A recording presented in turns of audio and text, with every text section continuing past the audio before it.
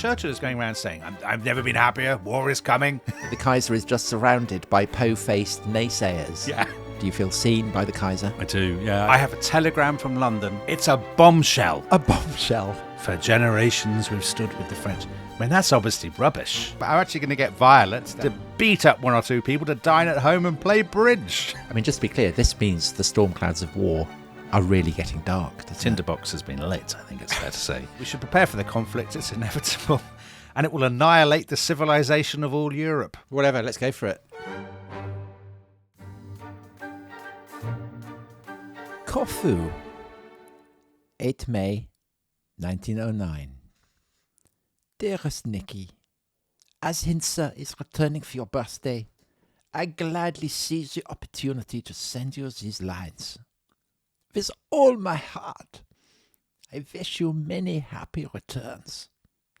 May heaven bless and protect you and your wife and children. May you be successful in your work for your country and the welfare of your people. Will you kindly accept as birthday present a watercolor sketch made by a clever Croffiett painter representing the Achilleon seen from the olive grove at the foot of the hill? We spent a lovely time there under a blue sky, surrounded by sweet scents and flowers, sitting on the marble terraces in the shade of fine palm trees. Oh, I hope that once I may be able to show you this paradise when you chance to be yachting in the Mediterranean. Oh, the island is lovely and the people quiet, simple, and very polite. And no tourists. Now, goodbye, dearest Nicky. Best love to Alex and the children, especially the boy. God bless and protect you. Au revoir, I hope. And believe me, ever, your most affectionate and devoted friend and cousin, Willy. So, Dominic, that is a most charming letter, isn't it? It is.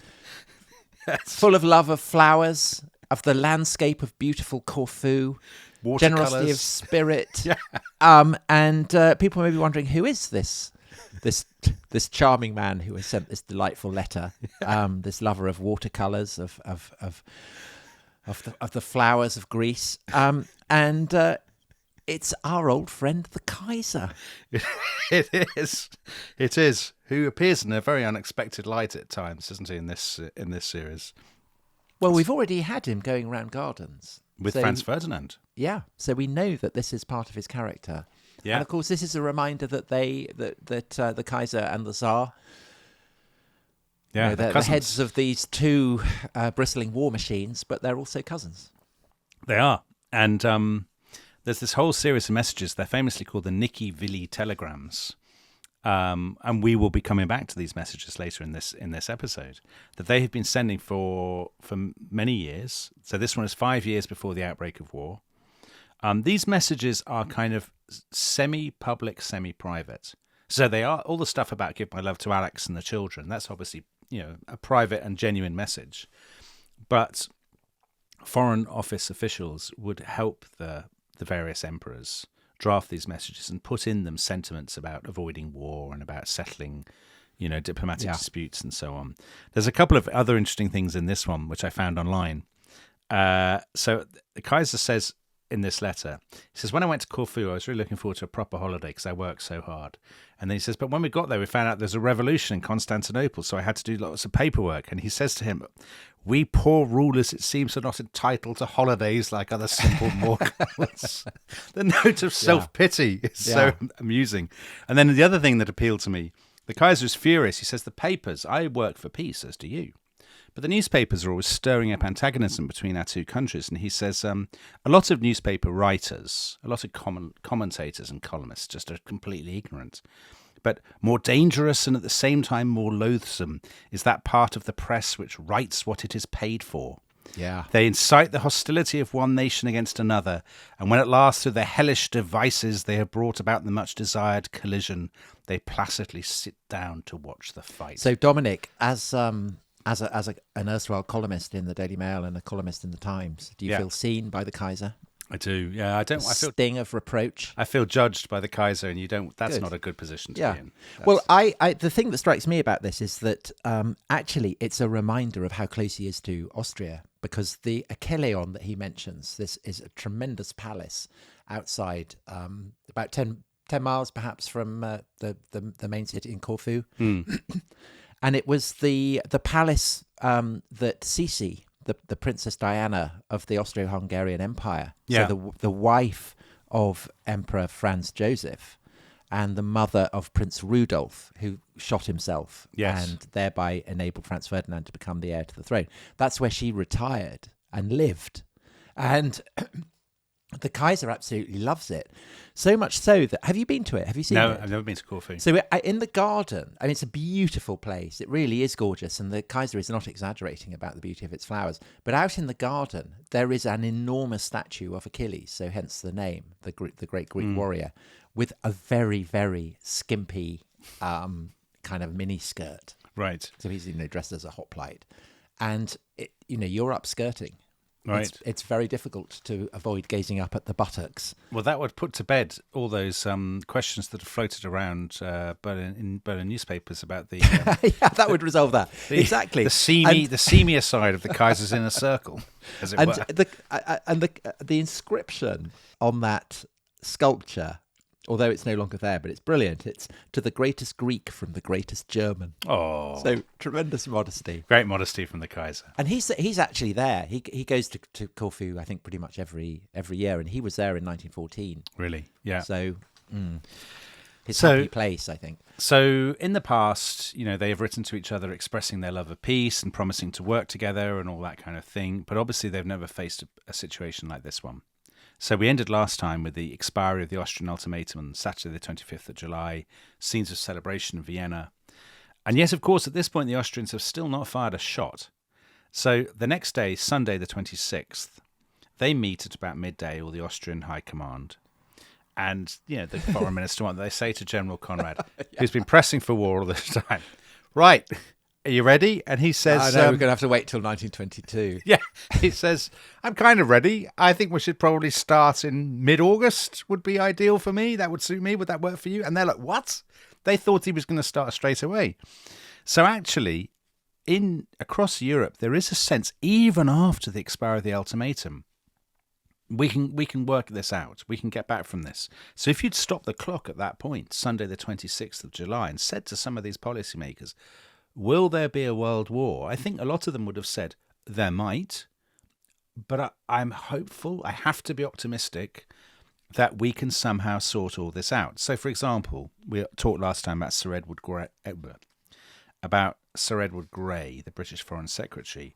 He has put on the table a scheme for mediation, which is basically, there'll be a sort of a court, as it were, of Britain, France, Germany and Italy, and they will adjudicate the dispute between Austria and Serbia. Of course, what he doesn't know is that the window of opportunity for that is, insofar it ever existed, is closing very fast as the different nations are kind of hardening their position.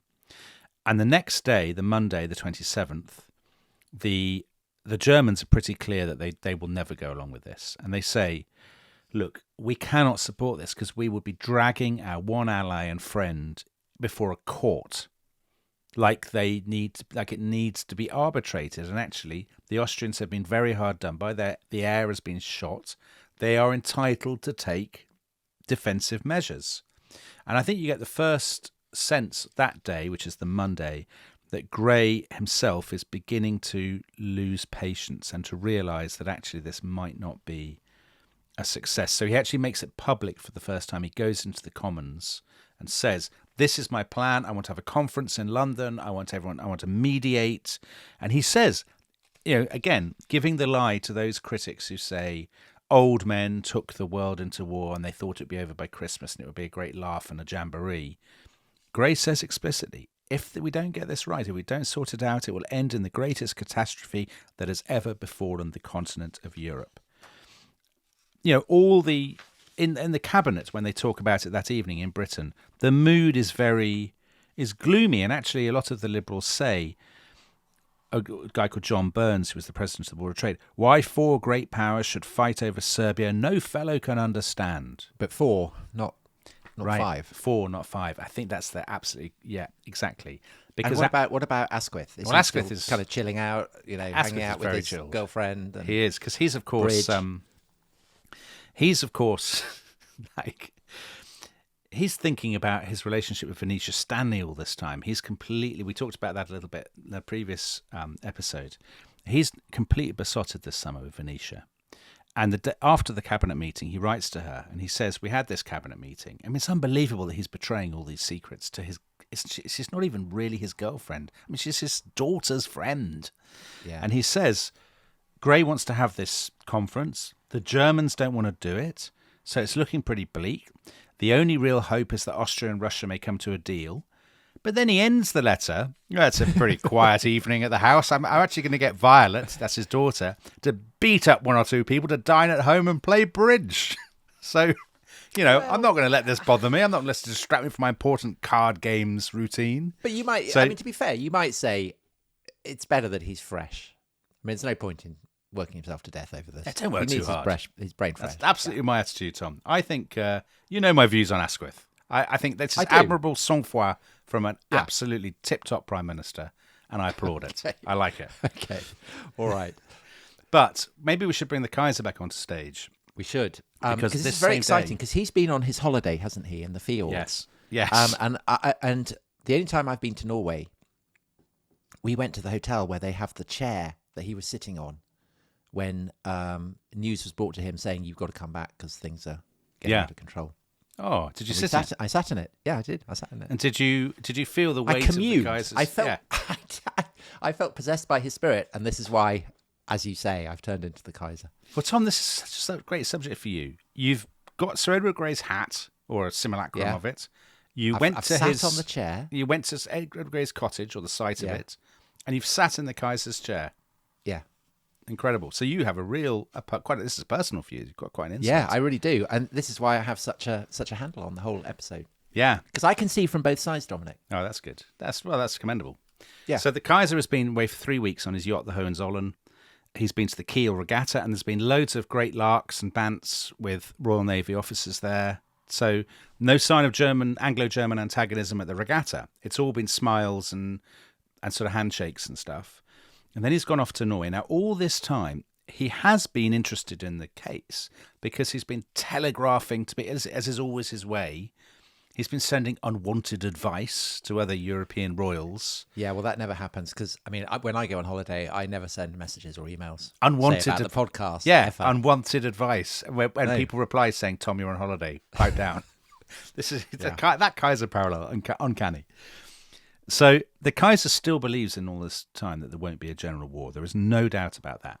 When they present him, so when he's in that chair and they present him with the text of the ultimatum, he says to the sort of head of his naval staff, Admiral Muller, he says, well, what do you know?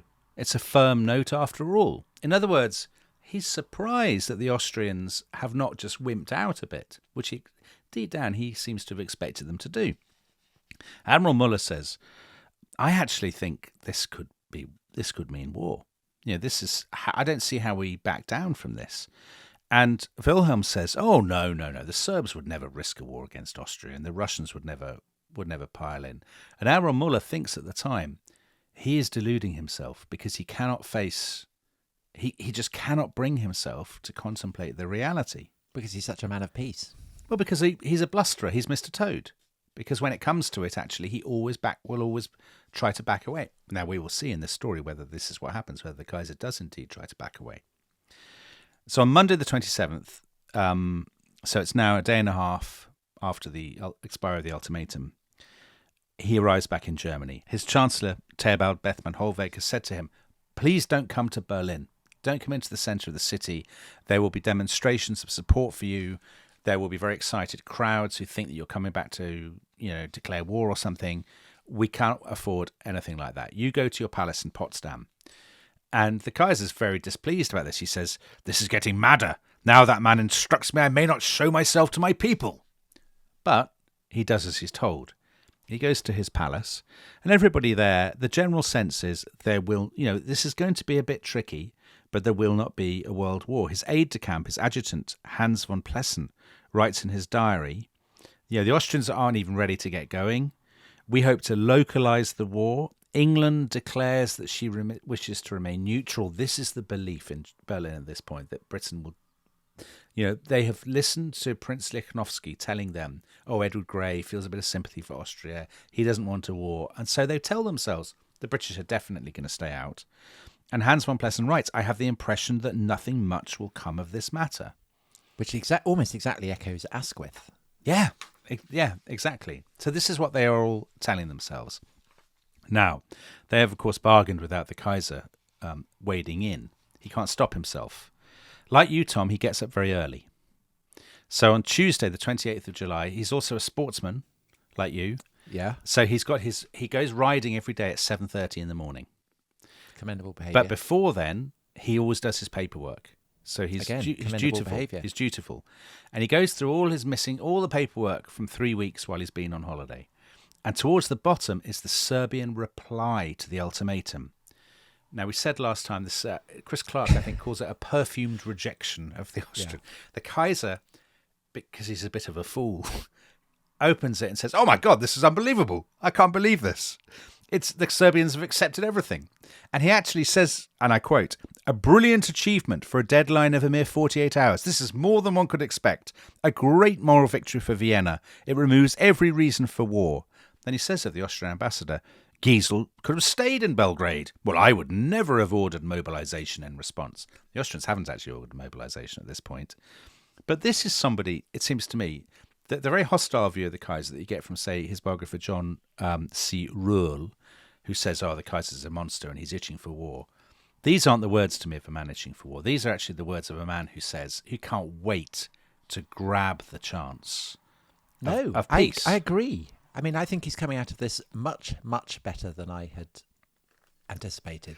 And other historians, so even ones who are quite critical of the Kaiser, let's say Thomas Otte in his book July Crisis, he says, when it comes to this, the Kaiser actually shows much more common sense and intelligence than many of his much better educated, more intelligent officials. Because, I mean, the Austrians could have said, well, this is a win. Brilliant. Yeah. You accept that we're right.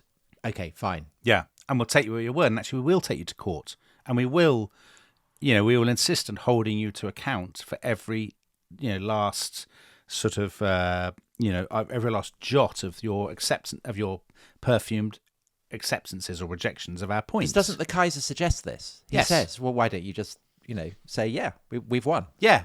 He's not wrong, right? Now, the thing is, his aide-de-camp says to him, they're out riding, and the Kaiser makes this point, and his aide-de-camp says, people aren't idiots. The Austrians need something tangible. They need something to show their public that they've got some measure of retribution for the crime that's been committed. And the Kaiser says, well, I have a brilliant idea. I mean, he's a great ideas man, as we know. He says, why don't they, given that Belgrade, as you have reminded us, Tom, channeling the Kaiser, is so close to the Austrian frontier, and Belgrade, by the way, is now partially deserted because people have fled Belgrade, and the Serbians are preparing to move the government south. So the Kaiser says, well, why don't the Austrians just cross the river, go into Belgrade, occupy it peacefully? Yeah. And he says it's a brilliant idea. He says the Serbs are Orientals and therefore deceitful and false. So you cannot. That's a quote. It's not me saying it. It's a. He says. So you need to a deposit, as it were, and what better than Belgrade? And then once the Serbs, I came up with this idea, didn't I? Did you? Yeah. When did you come up with this idea? A couple of episodes ago, I said this is a tremendous idea. Well, this is what they should do, just occupy Belgrade. I mean, it's amazing that you and the Kaiser have come up with it. Exactly. Wow. Exactly the same idea. Absolutely uncanny. And Otte, in his book July Crisis, says, maybe this actually wasn't such a mad idea. It kind of could have worked in some way. Anyway, everybody else in Berlin. The trouble is, of course, the Kaiser has come up with mad ideas in the past. A podcast on Chatham High Street, invading Puerto Rico. Yeah. All of these. But what if they're not mad? I mean, what if actually they're quite good ideas? Yeah. And, the Kaiser is just surrounded by po-faced naysayers Yeah. who refuse to recognise his genius, Dominic. Yes. Yeah. Just for the sake of argument. Yeah. I mean, what if? What if? What Right. if? I mean, you might just want to. Well, the thing is, I think it's fair to say that Stare into the mirror. these so-called naysayers have been brutalised by ridiculous gimmicks and schemes, Tom. So Erich von Falkenhayn, the Prussian war minister, says, yet again, he is making senseless utterances Yeah, well, this sounds very familiar. that show clearly he does not want war any longer and he's quite happy to leave Austria in the lurch. You see, this is the issue.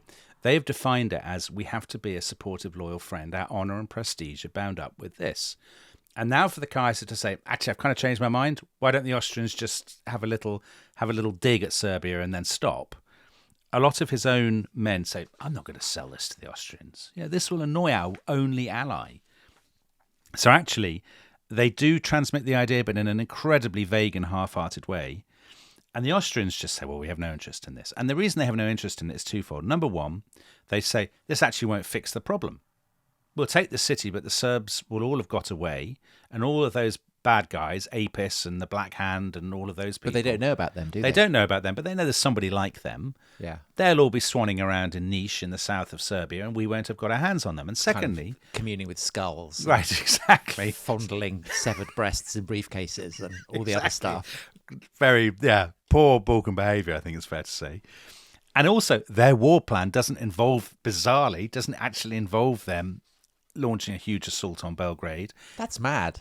Why not? They want to bypass the capital and they want to wipe out the Serbian army. That's what General Conrad wants to do. He wants to invade from the west. So actually they say, let's just ignore the Kaiser. Tom, is this at all familiar?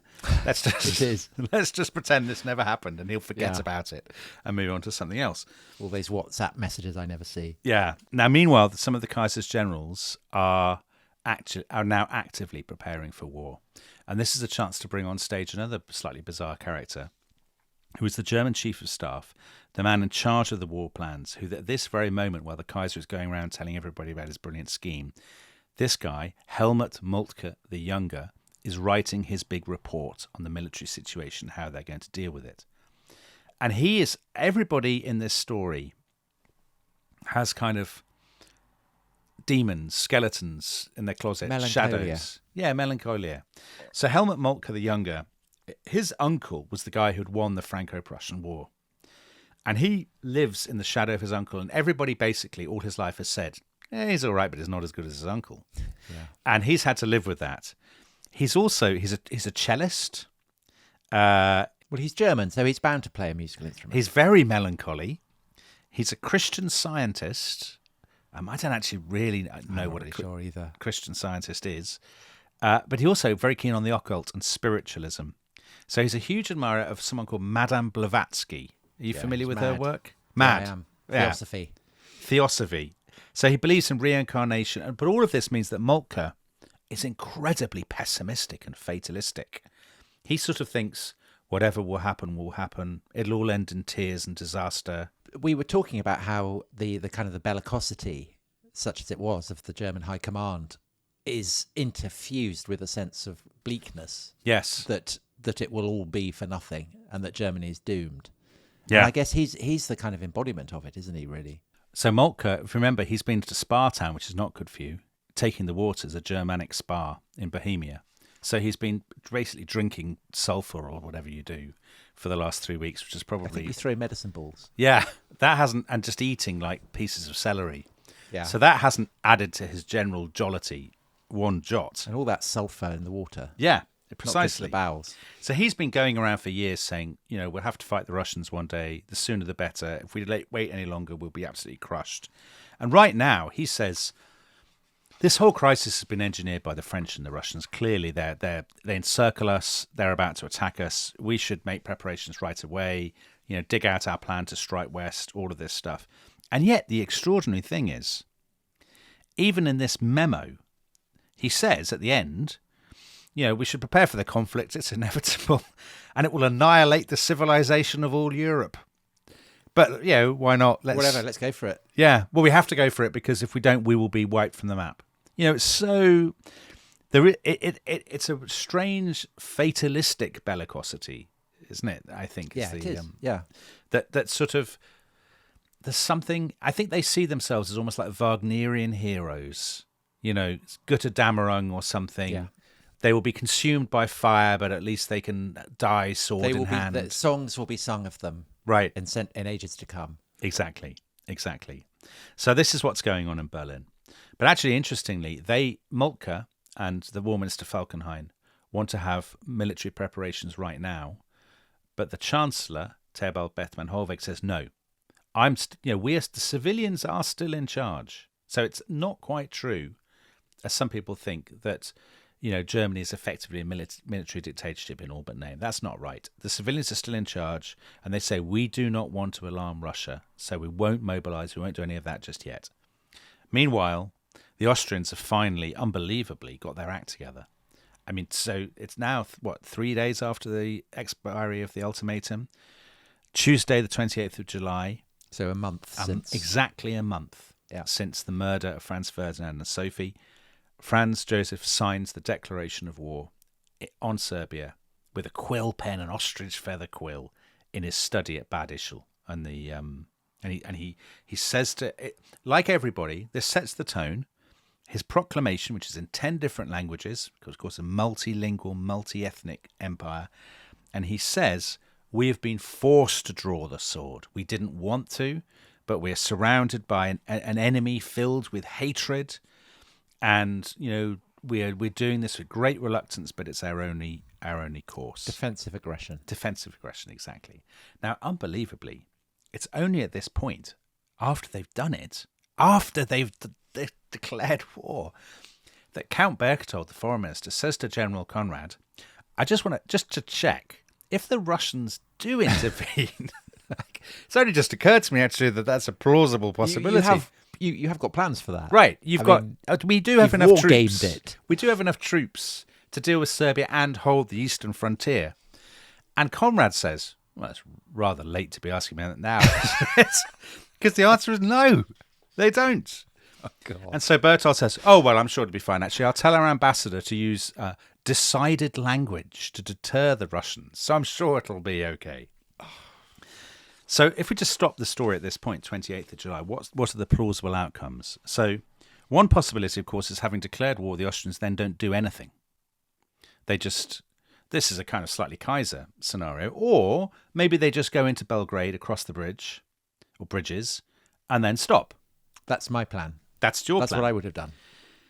Of course, they don't want to do that. They think that would be humiliating and weird when they've been gearing up to root out literally to root out the terrorists. That's what they're doing. It's like America in Afghanistan after 9/11. If you don't get the terrorists, what was the point in doing it in the first place? So that's option number one. Option number two is the Austrians do attack, and miraculously the Russians don't intervene. So the Russians do back down. And we have already described how unlikely that is, and we will see how the Russians do respond. And of course, option number three is a world war. Even at this point, I think the World War option is by far the most likely of the possible options, because that very afternoon, after the Austrian declaration of war, in St. Petersburg, a couple of people who we talked about 2 episodes ago, the Russian Foreign Minister Sergei Sazonov and the ludicrous French ambassador Maurice Paleolog, the guy who writes fake reports. Yeah, the fictionalized accounts of his meeting with the Tsar before he's actually met the Tsar. They meet and they say, we're not going to back down on this. Strength is the only language that these Austrians understand. We can't back down.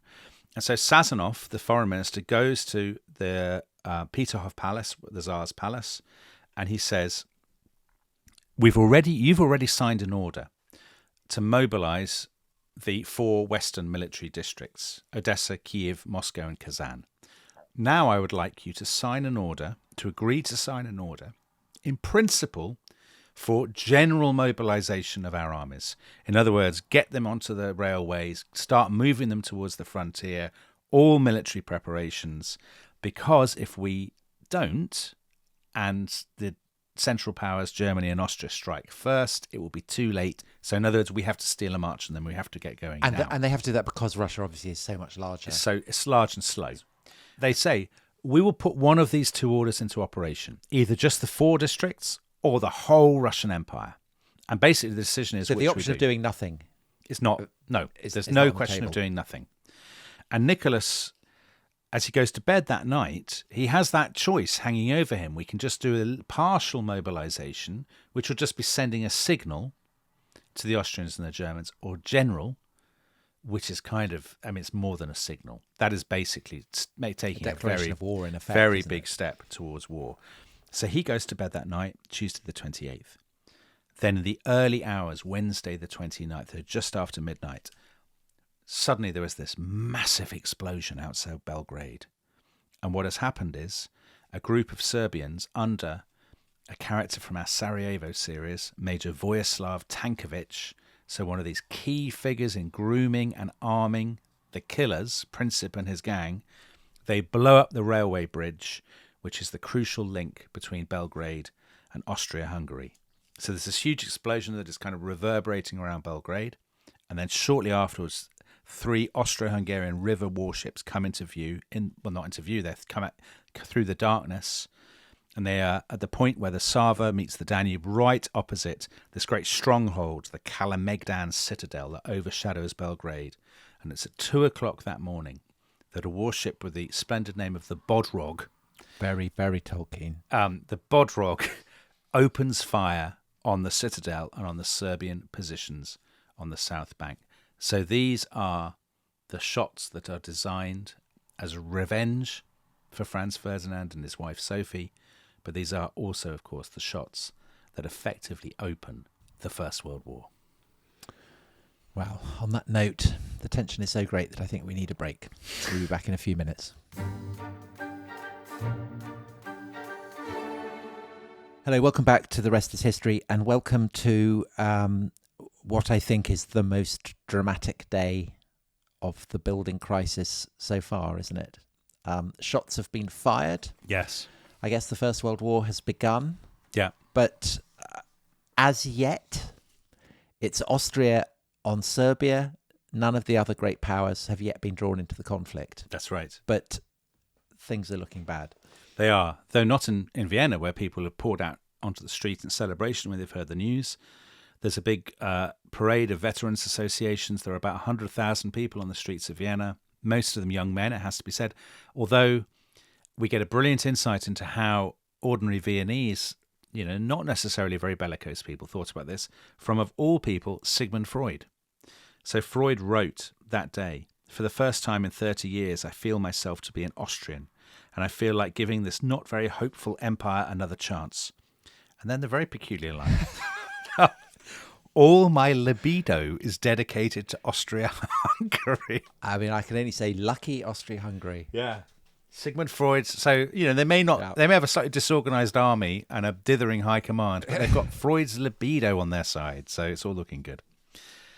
That same morning, Wednesday the 29th, where Freud is thinking about his libido, the British cabinet is meeting again to discuss this. And Sir Edward Grey, your man, Tom, takes the lead. He is working for peace. Well, he has been Dominic. working for peace. Yes. Yeah. And he says, he's very quiet and he's very serious. And he says, listen, with that news from Belgrade, the stakes are really high now. There is a massive chance now that all Europe will be at war. And then, frankly, we will have a decision to make. And this is the first time that they discuss a country that we have not really mentioned at all in this series, or perhaps just in passing once or twice. And that is, of course, Belgium. Or, as we should properly say, plucky little Belgium. Plucky little Belgium with its empire in the Congo. So I think that little bit at the end of the sentence is the bit that everybody misses off, isn't it? It is. But for now, we're sticking with plucky little Belgium. So Grey hands round papers that he's prepared on 2 treaties that were signed in 1839 and 1870. And he says, listen, this is why Belgium is an issue. So these treaties guaranteed Belgium's independence. And he says, look, everybody knows, it is common knowledge in Europe that the Germans will go west first if there's a war. They will strike at France because the French are their most dangerous enemies, and then they will turn back to deal with Russia. This is the so-called Schlieffen Plan, which historians now argue about whether it existed or not. The sleeve of the German brushing the channel. Exactly. Now, They could go slightly further south in the sort of what were once Alsace and Lorraine that have been taken from France. However, the French have got massive forts there. It's fortified citadels at Verdun, at Nancy, at Belfort, and all these places. You'd be mad to attack there. You just can't attack there. So that leaves the Germans with only one option, which is to attack further north through Luxembourg and Belgium. And so Belgium has only existed as a country since 1830, and it was sponsored by Britain, basically. It broke away from the Netherlands because it was Catholic and the Netherlands was Protestant. Britain was its big patron and sponsor because it wanted a buffer state against France in those days. A reminder how... So it's a kind of guarantor. Yeah. Britain, a bit like is a guarantor. Britain and America were the guarantors of Ukraine Yeah. when they gave up their nuclear missiles. So in 1839, all the great powers had signed a treaty to guarantee... They'd all signed, not just Britain. The Prussians, for example, a commitment that was inherited by Germany. And then in 1870, in the Franco-Prussian War, France and Prussia had agreed that they would both respect Belgian neutrality as long as the other one did as well. And they'd signed those treaties with Britain. So Gray says, listen, under these treaties, if the Germans do go through Belgium, and if the Belgians appeal for help, we will be legally bound, legally obliged to help them. But in the same way that America and Britain are legally obliged to help Ukraine after signing that treaty, that to respect their Ukraine, independence and all the rest of it, yes. But, we are not but legally we got obliged out to of fight. Yeah, we're not legally obliged to fight. So here's the thing. It's very clear, says Gray, from our lawyers, that help could just be diplomatic, especially if the Belgians don't fight themselves. So if the Belgians just want us to kind of go to, I don't know, arbitration, sanctions, send a sternly phrased telegram. Yeah, to voice our enduring love of Belgian, Freet, whatever it might be, we could just do that. We have the option. He says it's a matter of policy rather than of legal obligation. And even Churchill accepts that. Everybody accepts that. They literally get out the map. And they get out the map on the table. David Lloyd George, the Chancellor, says, look here, probably the Germans are only going to go through the southern bit of Belgium. And in that case, everybody says, man, that case is a bit much to go to war about that, isn't it? And actually, even Churchill. So Churchill has been going around. Churchill's like it's like a firework about to go off, isn't he, this week? He keeps going around saying, I've never been happier. War is coming. Yeah, well, he has this brilliant letter that he writes to Clemmy, his wife, where he says, everything tends towards catastrophe and collapse. I am interested, geared up and happy. But even Churchill, you see, who's is gagging for war because he just loves wars, he says, I don't see why we should come in if they go only a little way into Belgium. So, in fact, and the reason they're saying that is Churchill also says war would be a calamity for the civilized nations. So they absolutely know that Great War will be a nightmare and they're keen to avoid it and they are hoping that they can get out of doing it. So the cabinet meeting breaks up, there's no decision being made. Gray goes off and he meets a group of liberal backbenchers and they say, could you go public? Could you say Britain will stay out? Because that might discourage the French and the Russians. And he says, no, I can't do that. I must be ambiguous. I need a free hand. I don't want to be tied down because that might encourage the Germans. But I think you could say as a criticism of Gray that by this point his ambiguity is really, he's running out of time with his ambiguity. And actually, of course, all the time he has promised the French. He has subcontracted his decision-making to the French because he has promised them, when it does come to the crunch, we will be there. And I think that is as much as you admire Gray, Tom, I think he is being a little bit disingenuous with his own colleagues. So this is the criticism in Neil Ferguson's book, The Pity of War, isn't it? Yeah. I mean, this is the case he makes against Gray. And says that Gray's ambiguity encouraged the other powers to go to war and then left Britain powerless to avoid being drawn into the kind of the meat grinder itself and should have stayed out. I think you can make the case that Gray's ambiguity obviously doesn't work because Britain is drawn into the war and the war happens. But you can understand why he why he's ambiguous. And the other thing I think about the criticism of Gray, actually, having made that criticism about the ambiguity, I think people have a tendency to assume that, rather like now, when something happens, everyone blames the Americans, even if the Americans don't really control it at all. They say, well, the Americans should have stopped it. The American Secretary of State was asleep. The American Secretary of State should have sorted all this out. But sometimes it's just not the big powers. It's not in their power. And I don't think, Gray did all that he could.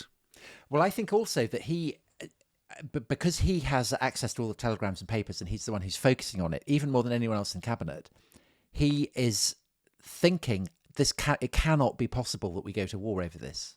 Our interests are not directly tied to it. It just seems unbelievable.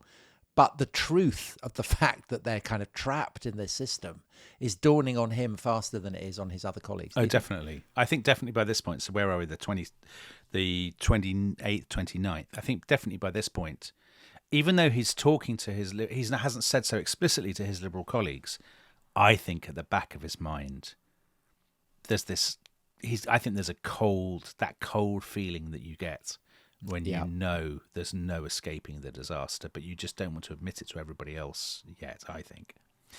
But actually, as I've said, I don't think London is the great cockpit of this story. I mean, we're telling it from a British perspective because we're British, but also because Britain is at this point the world's greatest power, so it makes a huge difference whether Britain's in the war or not. But the people who are driving it are, Vienna, Belgrade, Berlin, and St. Petersburg. Yeah. But also we're looking at Britain because Britain hasn't yet made up its mind, whereas all the other participants have. Well, or have they? Or have they? Because that morning, our old friend, the Kaiser, wakes up in Potsdam. And, of course, he still thinks there's not going to be a war, hopes there's not going to be a war.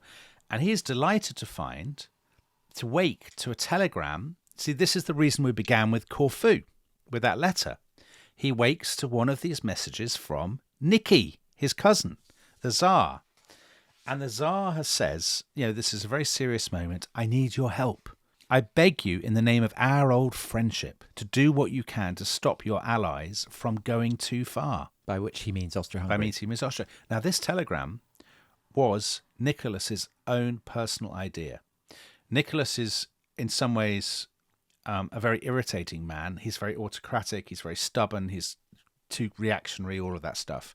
But he hates the thought of war. He abhors it. And he is desperate to stop it. And he's surrounded by ministers who are egging him on to sign mobilisation orders. And he says, I want to send my cousin a telegram that will sort this out.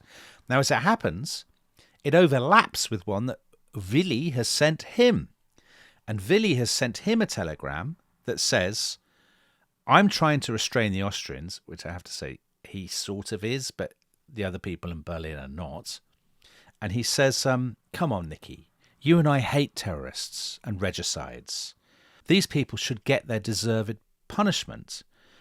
I know, Wilhelm says in this telegram, I understand how difficult it is for you and your government to face the drift of your public opinion, but please help me to resolve this. So they've both got these telegrams, and then Willy writes another one, and he says, listen, I think the Austrians are behaving in self-defense. I promise you they won't seize any Serbian territory. They won't annex it after the war is over. Please don't mobilise your armies because I'm hoping to mediate between you and the Austrians, and that would make it impossible for me to do so. So Wilhelm sends this. Now, Nicholas, who's not the brightest, he's not the sharpest tool in the cutlery drawer, the Tsar, he gets this telegram that evening, and he says, oh my God, this is brilliant. Cousin Willy has come through after all. And he rings, you know how much he hates using the phone. He rings the foreign minister and he says, great news. The Kaiser hates the thought of war, so do I. I've actually been thinking, and I've changed my mind. I don't like the thought of going to war at all. Now, the trouble that when Sazonov, the foreign minister, hears this, he is gutted. Because actually all day, he and the other ministers have been deciding what to do, and they have decided they will go for a general mobilisation. Now, I think this is sometimes underrated, especially in popular histories that take a very kind of anti-German line, because this is a massive step in the escalation of the crisis. Because nobody yet has had a general mobilisation, No. not even the Austrians. No. And Definitely not the Germans. No, the Germans are nowhere near it. Nowhere near. So for the Russians to have done this, now, look, I understand why they did it. They think they've got to steal a march on everybody else because they happen to be so big and lumbering and slow. But for them to do this, as Thomas Otte says in his book July Crisis, which is actually very critical of Germany and Austria, but he says of Russia at this point, they rushed into this decision. It was the Austrians were still maybe 10 days off from a full attack on Serbia, so there was still time.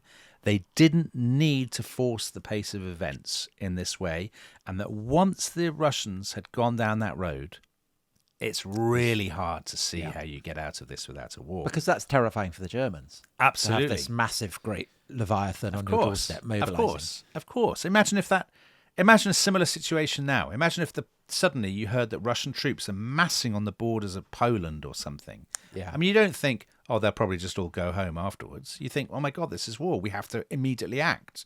Otherwise, they'll just walk straight in. That's what the Germans think. Now, the thing is, the Tsar knows this, Nicholas. And when he hears this, he's having his telegrams with his cousin.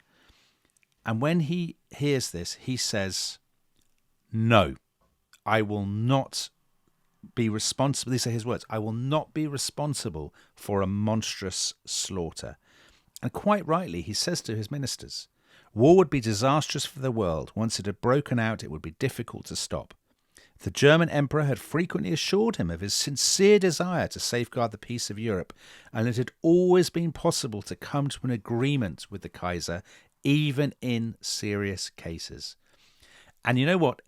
If those monarchs had had as much power as people often think they did, then there would have been no world war. There's no doubt in my mind about that. So basically, if the Russians hadn't made the Tsar more of a constitutional monarch, if he'd really had remained as autocratic as he'd been before the defeat at the hands of the Japanese, then maybe there wouldn't have been a world war. Well, there's an engaging irony. Well, maybe. I mean, I think the trouble is, of course, that Nicholas, I mean, I guess like any monarch, there are very few genuinely autocratic monarchs. When you're surrounded by an elite who all think one thing and are telling you must do this, Your Majesty, you must do this, it's very hard to say no. And actually what happens is they had the order ready to go to the telegraph office. He put his foot down and said, no, Nicholas. They didn't send the order to the telegraph office, but in secret, his general staff carried on making preparations all that night. And they just think, we'll twist his arm later on and persuade him. So that's what's been happening in St. Petersburg. Now, meanwhile, in Berlin, again, some of the Kaiser's ministers, like Erich von Falkenhayn, are saying, we must move now to a thing called a state of imminent war, or a sort of, they proclaim that war is very likely and we have to take measures. And the Chancellor, Bethmann Hollweg, no, it's much too much of an escalation. We need to gain time for further talks. And of course, the Kaiser is still going on about his schemes. So he still says, I don't know why you rejected my plan for a podcast on Chatham High Street. Stop in Belgrade. He's not wrong. It's a great idea.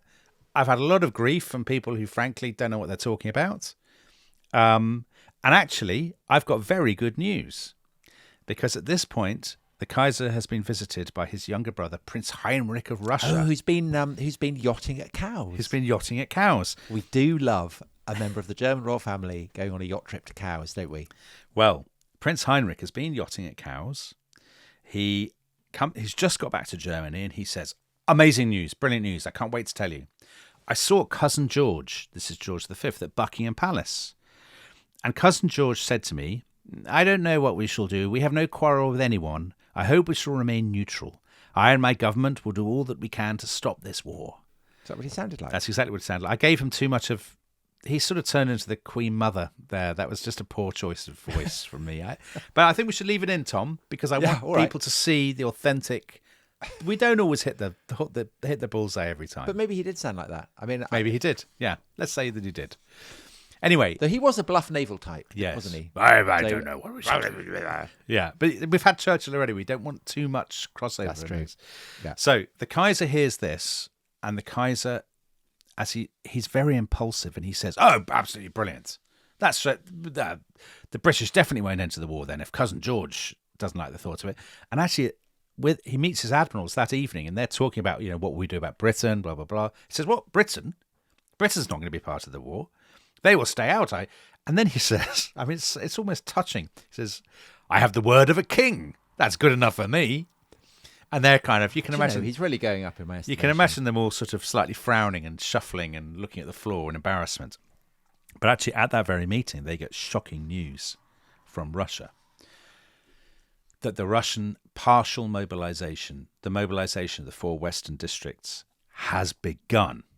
That the Russian troops are now beginning to get onto the trains, move to the railway stations, move towards the frontier. So this, I mean, just to be clear, this means the storm clouds of war are really getting dark, doesn't it? They're incredibly dark, Tom. The tinderbox has been lit, I think it's fair to say.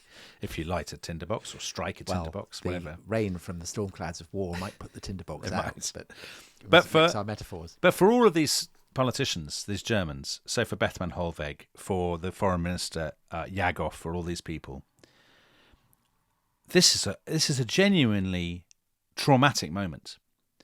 For weeks, they have been saying our deterrence will do the trick. The Russians will not make a great, they'll be cross, but they won't follow through. And suddenly they think, oh God, everything we've said was rubbish. So a bit like if Putin suddenly was to use a battlefield nuclear weapon. Yeah, everyone who'd been bullish about it. The assumption that this is a step that the Russians won't take. Yeah. And then they do. And I think it is there's no doubt, it is a genuine shock. Falkenhayn, the war minister, says, right, okay, this is it now. Like, we have to mobilise. And actually still, the Chancellor, Bethmann Hollweg, says, no, we must wait till the last possible minute. If there is going to be war, it's actually much better for the Russians to start it. That will show the world that we are the injured party. And Falkenhayn gives in. He says, I don't want to, but it's not my job to tell you, the politicians, what to do. Which is, because we think of the German system as so militaristic, but still the civilians are in control, which is not what all historians, I think, say. But I think it is the case. So overnight, actually, so we're now moving towards Thursday, the 30th of July. Overnight, the Germans slightly are changing their tune. And they're actually sending a lot of very panicked telegrams to the Austrians saying, actually, that idea of the Kaisers about stopping Belgrade. Yeah, it's quite a good one. That's actually... So it's like you. Actually, let's go to Chatham. Yeah, exactly it is, Tom. And no doubt that will happen. Well, I've promised you. Sure it will. I've promised you that it will happen. And it will happen.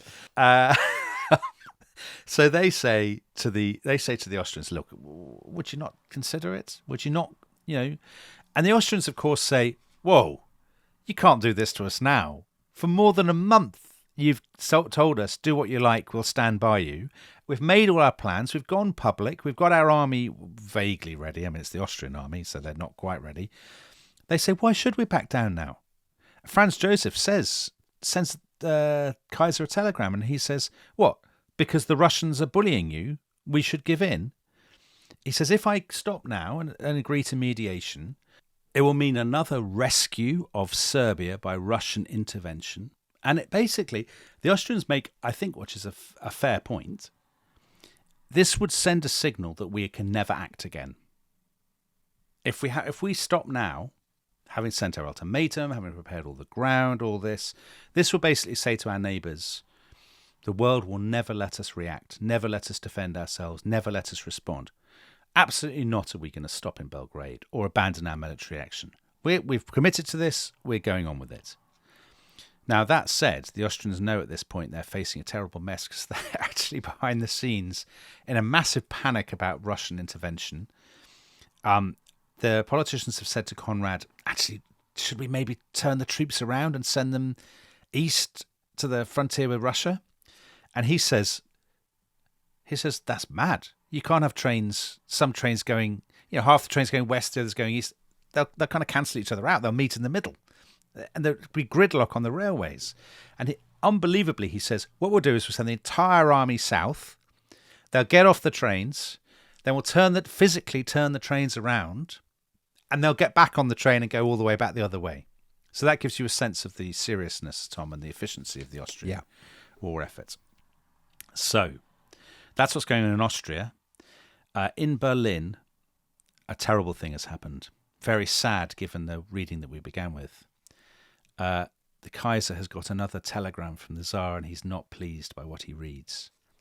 Because so the invitation to the Akeleon has been cancelled. Yeah, that. Do you know Rescinded. what? I don't want a massive spoiler.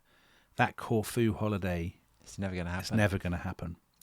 Because Nicholas II says, yes, it's true, we are doing a bit of a partial mobilisation, but I promise you it has nothing to do with the telegrams, because actually we've been planning it for days.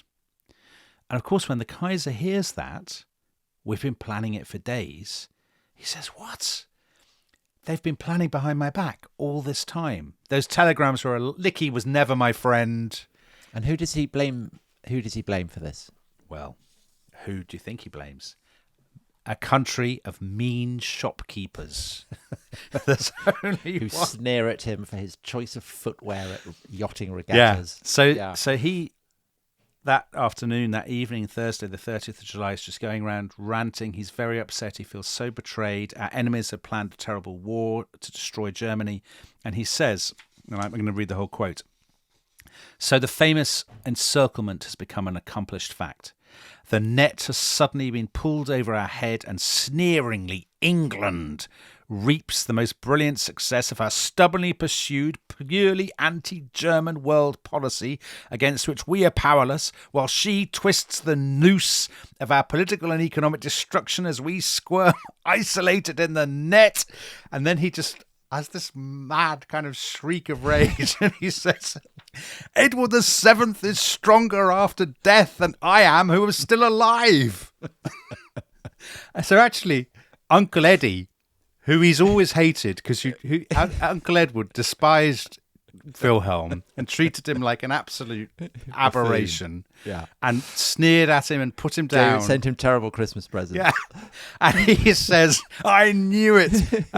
Fine, he's been dead for however many years, but he plotted this. Uncle Edward, I knew it, and all of this stuff. I mean, it's actually tragic, I think, in some ways, that the Kaiser, who's such a ridiculous and indeed very objectionable man in some ways, but ultimately he's just this little boy who, who craved approval and acceptance, and now it's a bit like, it reminds me of like Nixon's post-resignation speech where he started crying.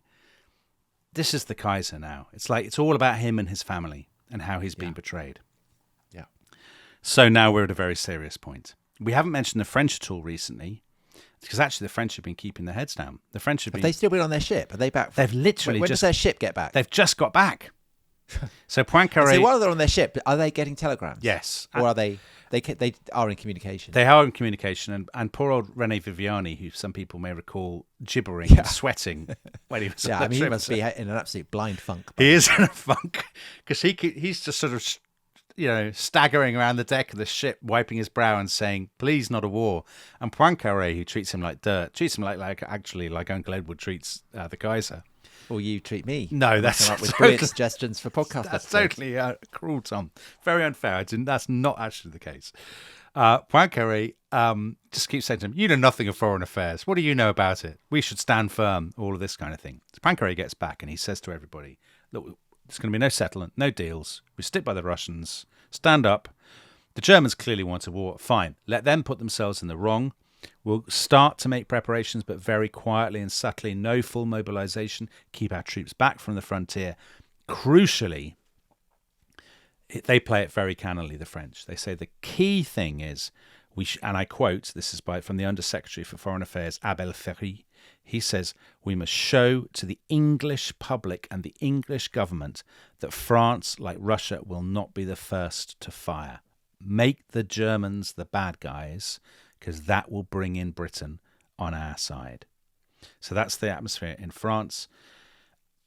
And then the key moment, so Thursday the 30th of July, all that morning, the politicians in St. Petersburg have been pestering the Tsar. Change your mind. Change your mind. Go for the full mobilisation.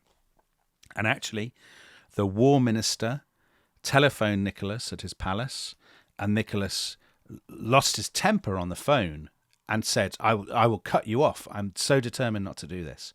So they send Sergei Sazonov, the foreign minister. He goes at 3 p.m. that afternoon. He goes to the Peterhof Palace and he says, "Look, Your Majesty, there is no chance of avoiding war.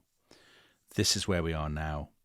The Germans clearly are gagging for a fight with us," which, of course, I mean, he genuinely believes, I think. Yeah, so again, another kind of crucial failure of intelligence. Yeah, the Germans are panting for it. They can't wait to get started. We cannot delay any longer, please. And at first, I mean, it's so tragic when you think what's going to happen to almost all of these people. At first, Nicholas says no. He says, I quote, he hates the idea of sending thousands and thousands of men to their deaths. I don't want to do this. And Sazonov says, "Please, Your Majesty, we have to do it or we will be smashed." And so he wears him down. And at 4 o'clock, Sazonov telephones the army chief of staff, who's a guy called General Yanushkevich, and he says, "It's done. We've got the order. Transmit the order. And by the way, when this call is over, smash the telephone." So the Tsar can't get so through. the Tsar can't change his mind. And there's an amazing description. The Central Telegraph Office in St. Petersburg, there are rows and rows of telegraph operators sitting there quietly waiting. And then at just after 4 o'clock that afternoon, the General Yanushkevich walks in with the order and he hands it to the chief operator, and nobody says anything. There's an atmosphere of deathly calm. And then a few seconds later, you hear the sound of clicking and tapping as the machines start to send out the order all across the Russian Empire. My goodness. So we're almost there. So we've got one last episode to go. If you can't wait for it, you can hear it right now by joining the Rest is History Club at therestishistory.com. But either way, the abyss is yawning wide open now. And in the final episode, everyone will tumble into it. So on that cheery note, goodbye. Goodbye.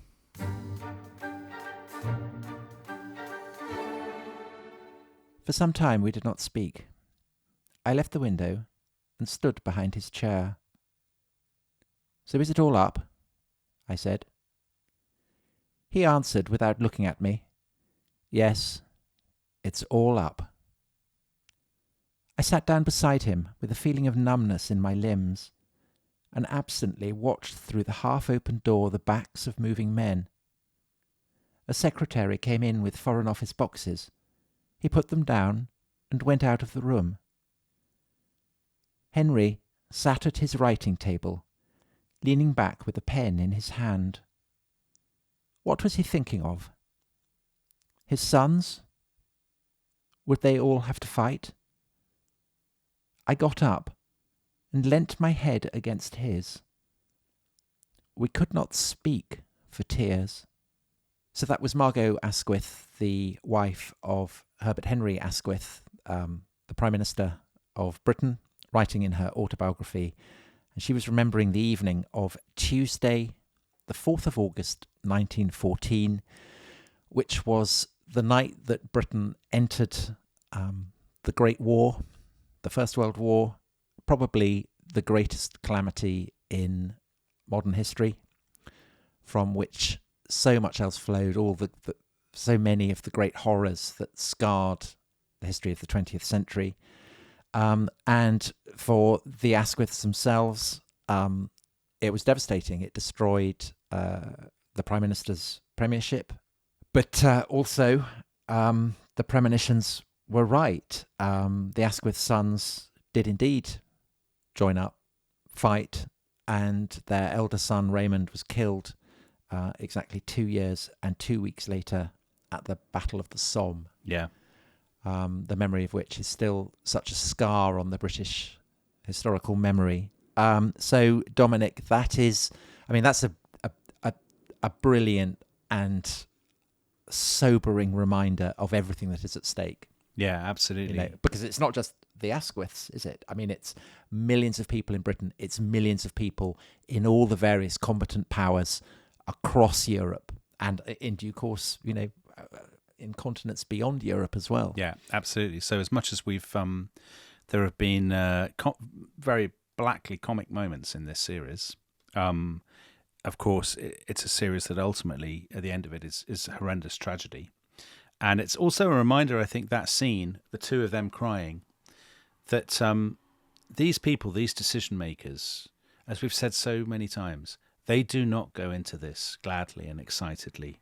They do not think it's a great adventure. They are literally crying as they make the crucial decisions. And so that's what makes me think we've referred a lot to Christopher Clark's brilliant and groundbreaking book on this process, The Sleepwalkers. I don't think they are sleepwalkers. No, I agree with you.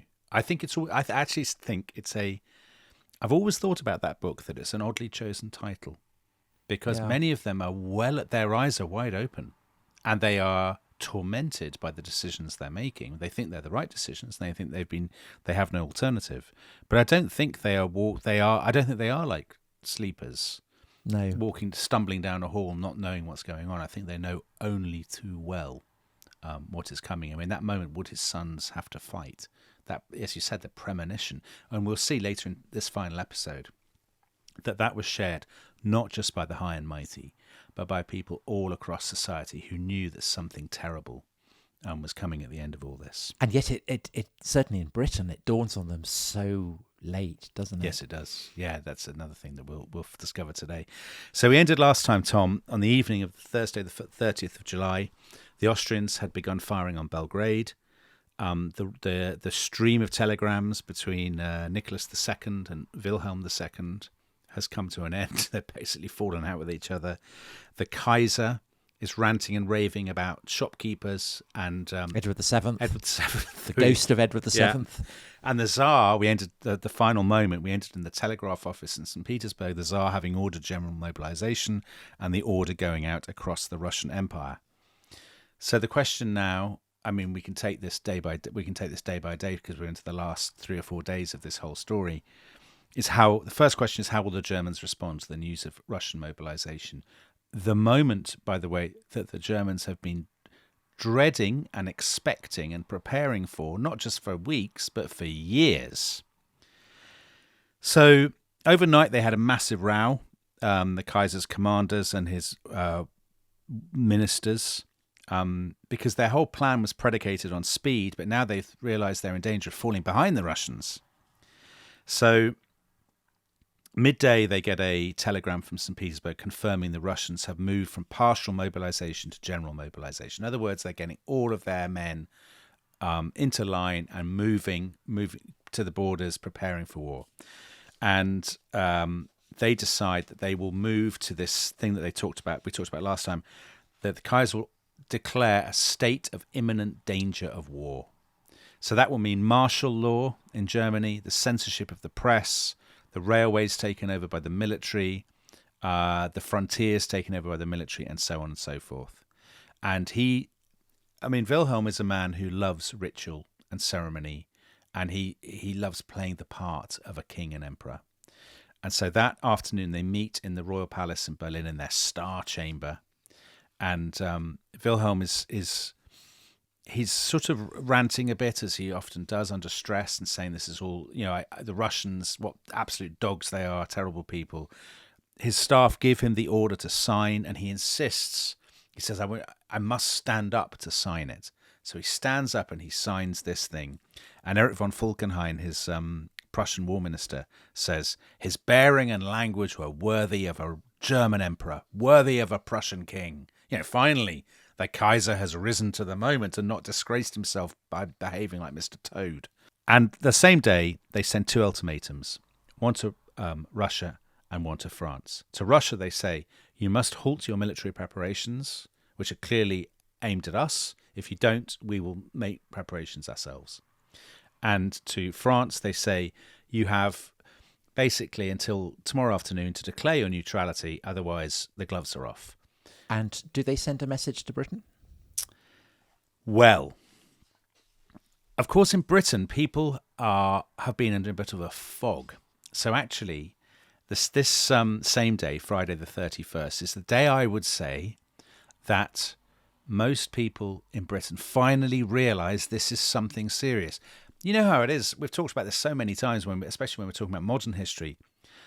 at any given moment, most people have no idea what's going on because they're not following the news. They've got better things to think about. Well, this is the Baldric joke in Blackadder Goes Forth, isn't it? That the Baldric, who's the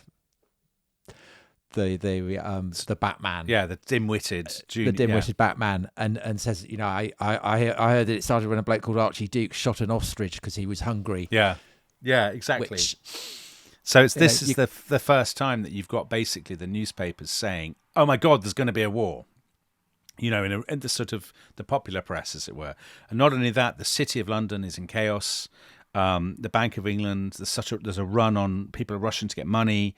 The Bank of England suspended payments in gold, and they've actually, for the first time in history, had to close the stock exchange to try to prevent a run on, a massive crash as people panic. So absolutely, people in Britain now are realising something is up, and they get a message from the Germans. So, sorry, to answer your question, Tom, is there an ultimatum to Britain? Not an ultimatum. There is a message basically begging the British to stay out.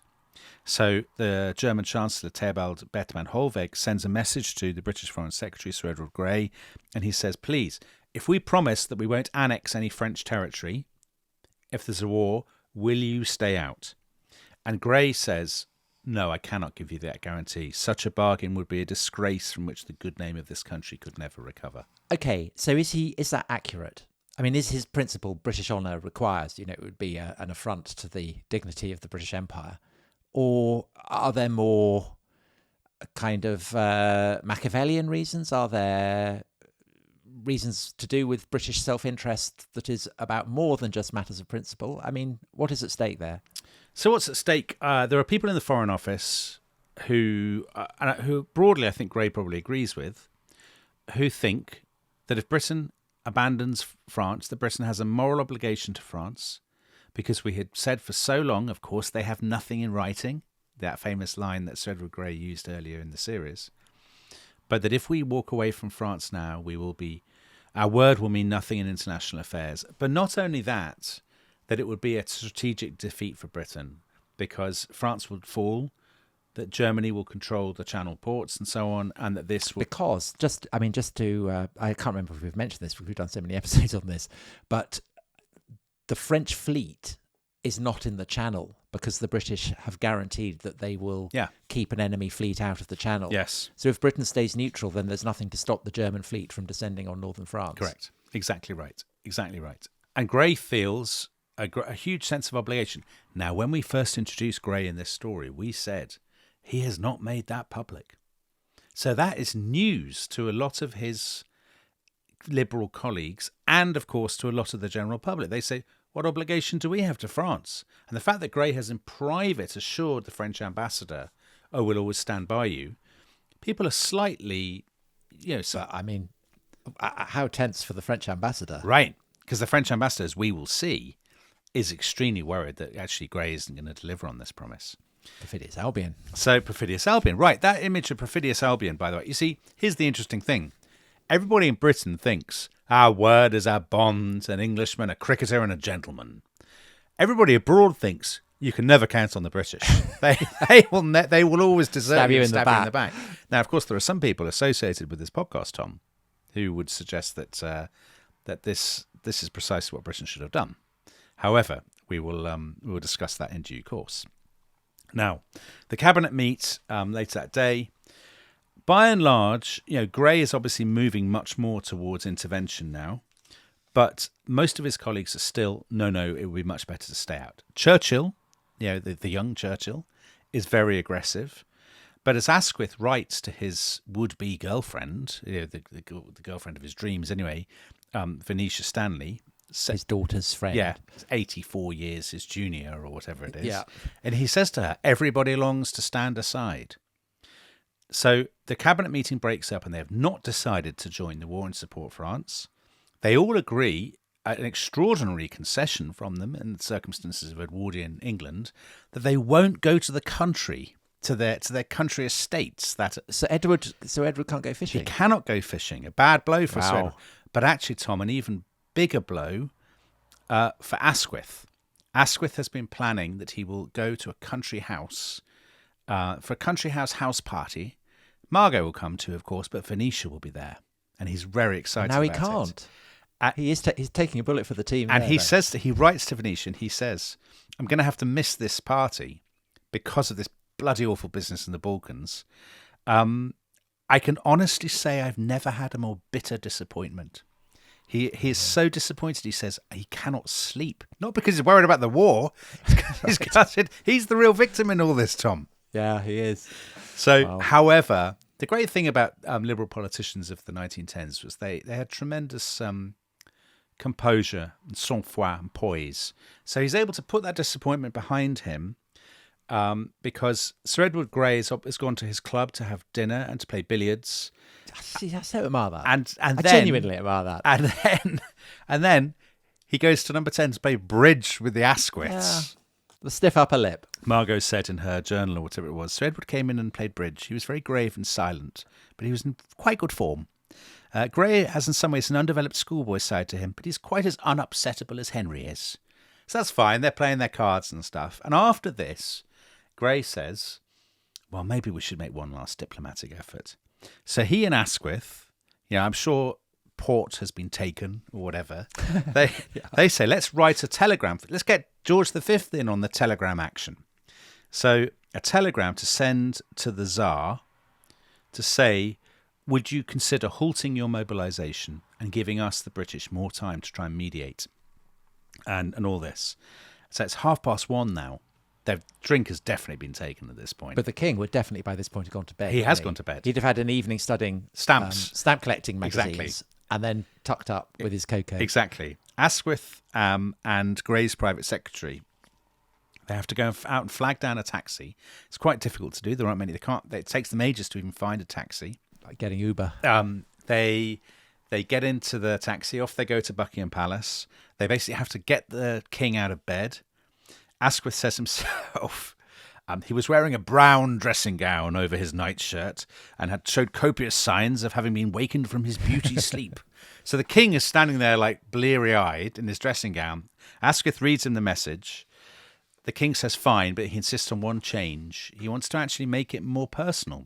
So he puts in the words, my dear Nicky, at the beginning, and then he insists on signing it Georgie, which is very sweet. But actually does no good at all. It's a total and utter waste of time, this telegram.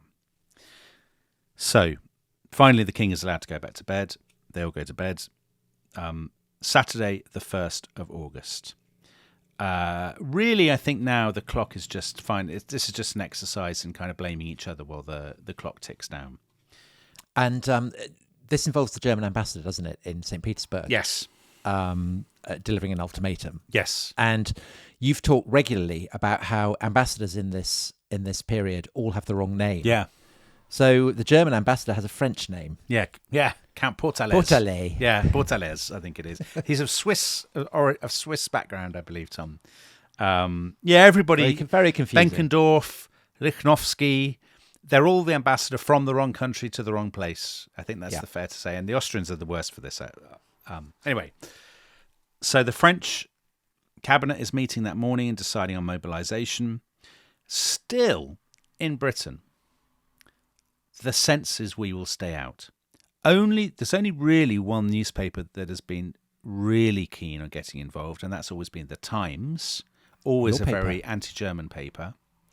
Most of the papers are still at this point. But don't forget, Britain is only 3 days away from joining the war. But still, the Daily Chronicle, we must not fight the Germans. It says, the great people whose civilization is in many ways the most akin in Europe to our own. The idea of a ruinous conflict between us seems more unqualifiedly distasteful now than it has perhaps for a generation.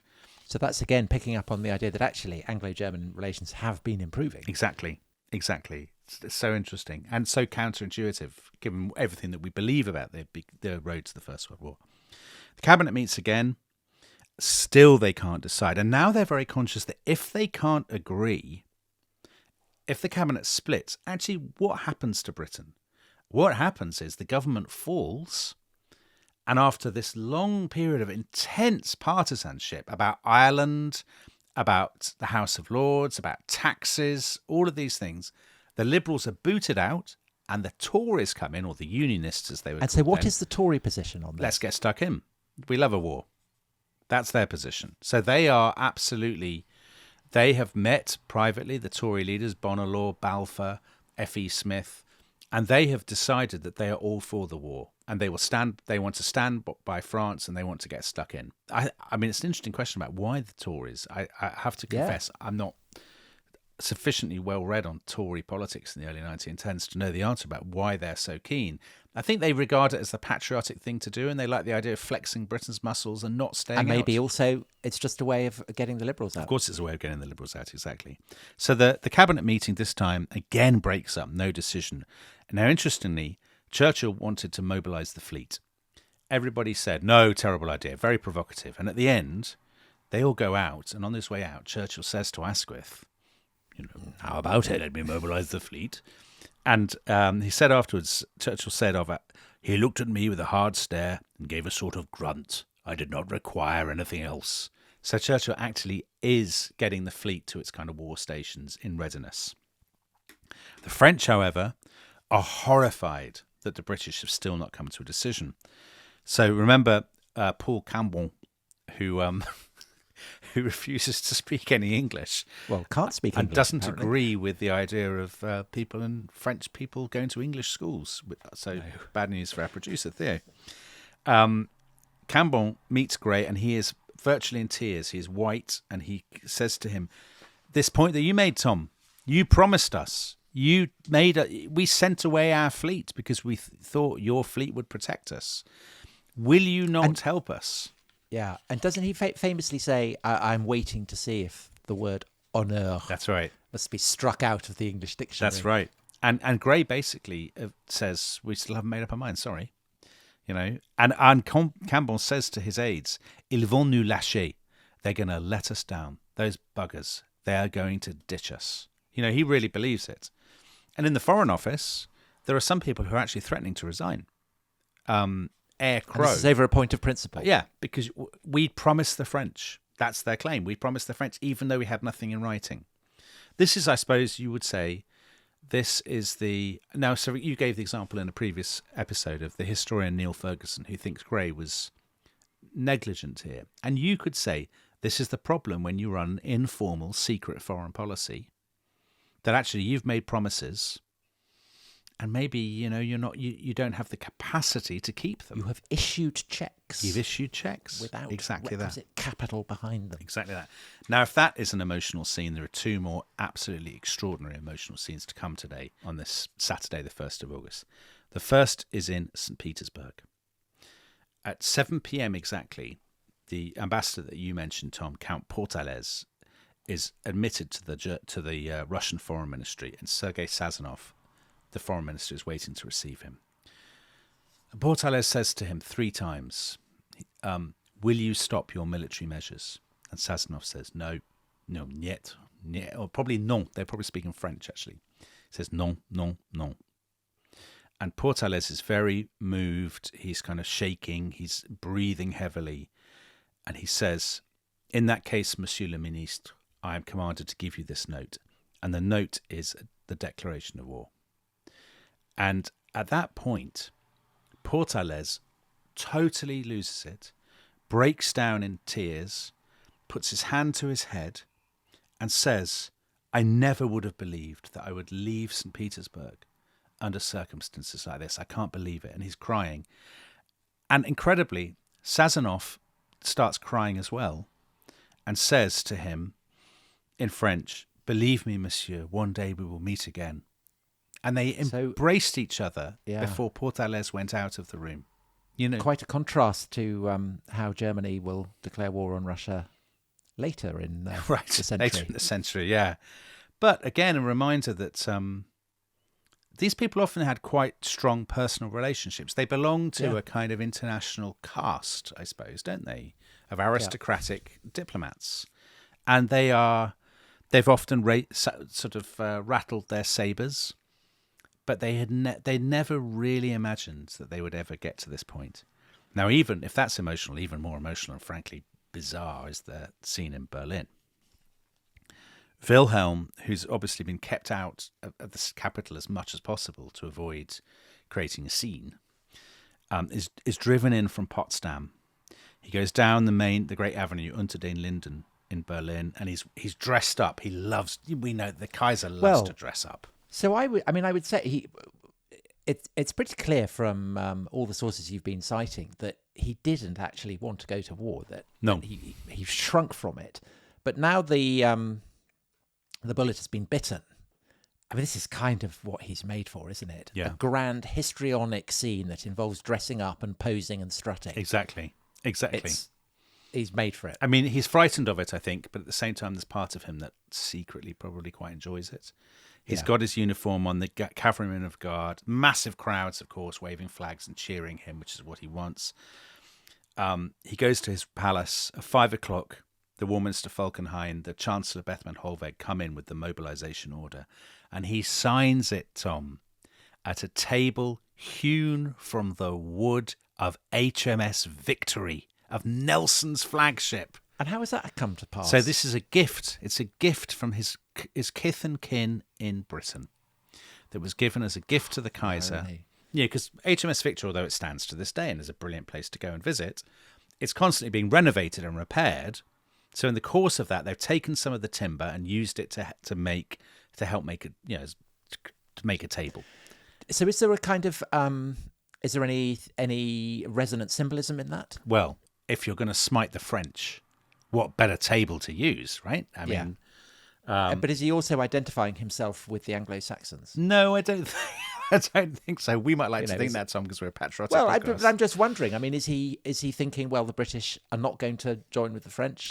Well, we will come to this. This is Blucher and Wellington, right? The old alliance, right? I don't know. So or whether it's a convenient table. I think it's a good table that happens to be at hand. Could there be a better table than a table made from the timbers of HMS Victory? Well, obviously, I don't think so. But I think it's probably a convenient table. I don't think, to be honest, I think they've got other things on their mind than the provenance of tables.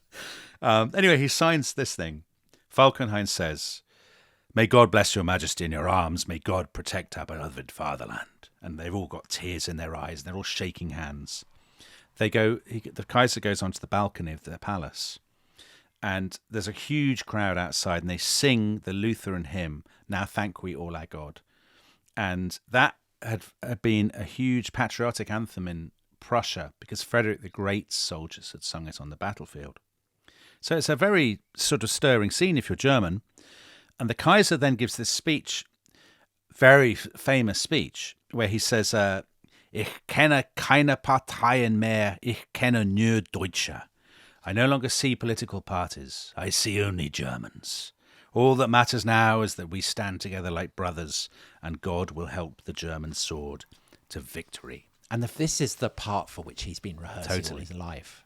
It is. And actually, do you know who he reminds me of at this point? Somebody else who rehearsed for this role all his life. Churchill. Because Churchill gave a version of that speech in 1940 when he said, "We may have differed and quarrelled in the past, but now one bond unites us all to wage war until victory is won." And that idea, all those petty divisions are gone. We are Germans stroke Britons. And I suppose that to the degree that there is feeling of excitement and happiness, that's part of what underlies it, isn't it? Yeah. The sense that, I mean, that passage with which we began that series in Vienna. Yeah, Stefan That Zweig. everybody is joined together in a common sense of purpose. Yes. And I think, Tom, it's actually, all those crowds, when people talk about the outbreak of the First World War, people were delighted. They thought they'd be home by Christmas. It would be a great adventure. I think what is animating those crowds, the Edwardian era has been one of very, very partisan, conflicted politics. And I think this is those people, Sigmund Freud, we quoted him a couple of episodes ago. People feel, rather like the only comparison I can think of in Britain in recent years, perhaps when COVID struck, perhaps when the Queen died, a genuine sense for once we're all together. All the silly divisions and squabbles are forgotten. And this is that, but magnified to an extraordinary degree. Now, the Kaiser comes in from the balcony and they're all sort of standing around, discussing logistics. And suddenly, Bethmann Hollweg, the Chancellor, bursts into the room and he says, "I have a telegram from London." And do you know what he calls it, Tom? It's a bombshell. A bombshell. It's an absolute bombshell. It changes everything. This is the greatest twist in world history. this bombshell, because they've had news from Prince Lichnowsky, the ambassador in London. Edward Grey has made up his mind. The British have decided, and they will remain neutral. And not only that, absolutely beyond the Kaiser's wildest dreams, the British will not only stay out themselves, they will guarantee that France will stay out. And when the Germans hear this, they cannot. It's because that then means it's Russia against Germany. Russia against Germany and indeed Austria-Hungary. Yeah, they have it's their all their dreams come true. The British are staying out. The French are staying out. The British will force the French to stay out, and they can deal with the Russians once and for all, and they will win. Thank God for that. Peace in the West. The Kaiser is like a man possessed. He is so happy. He says to General von Moltke, stop the mobilisation. Stop going westwards. Now, he says, we will march the entire army to the east. And everybody's like, hurrah, and they're kind of, clenching their fists and slap each other on the back. And presumably for Moltke, this is a kind of nightmare because he's got all his trains sorted out. Moltke, the description of him is that he was trembling. And he says in this sort of quiet voice, I can't.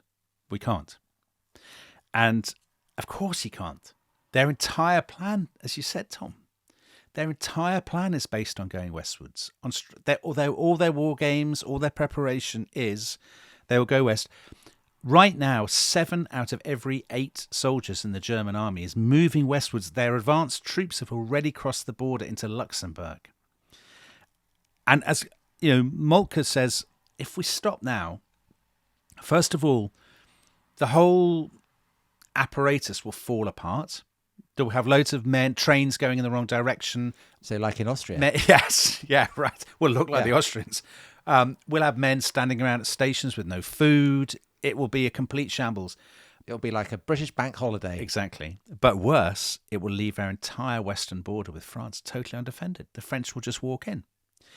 And the Kaiser can't believe his ears that Moltke is saying this. And he says to him, your illustrious uncle would have given me a different answer.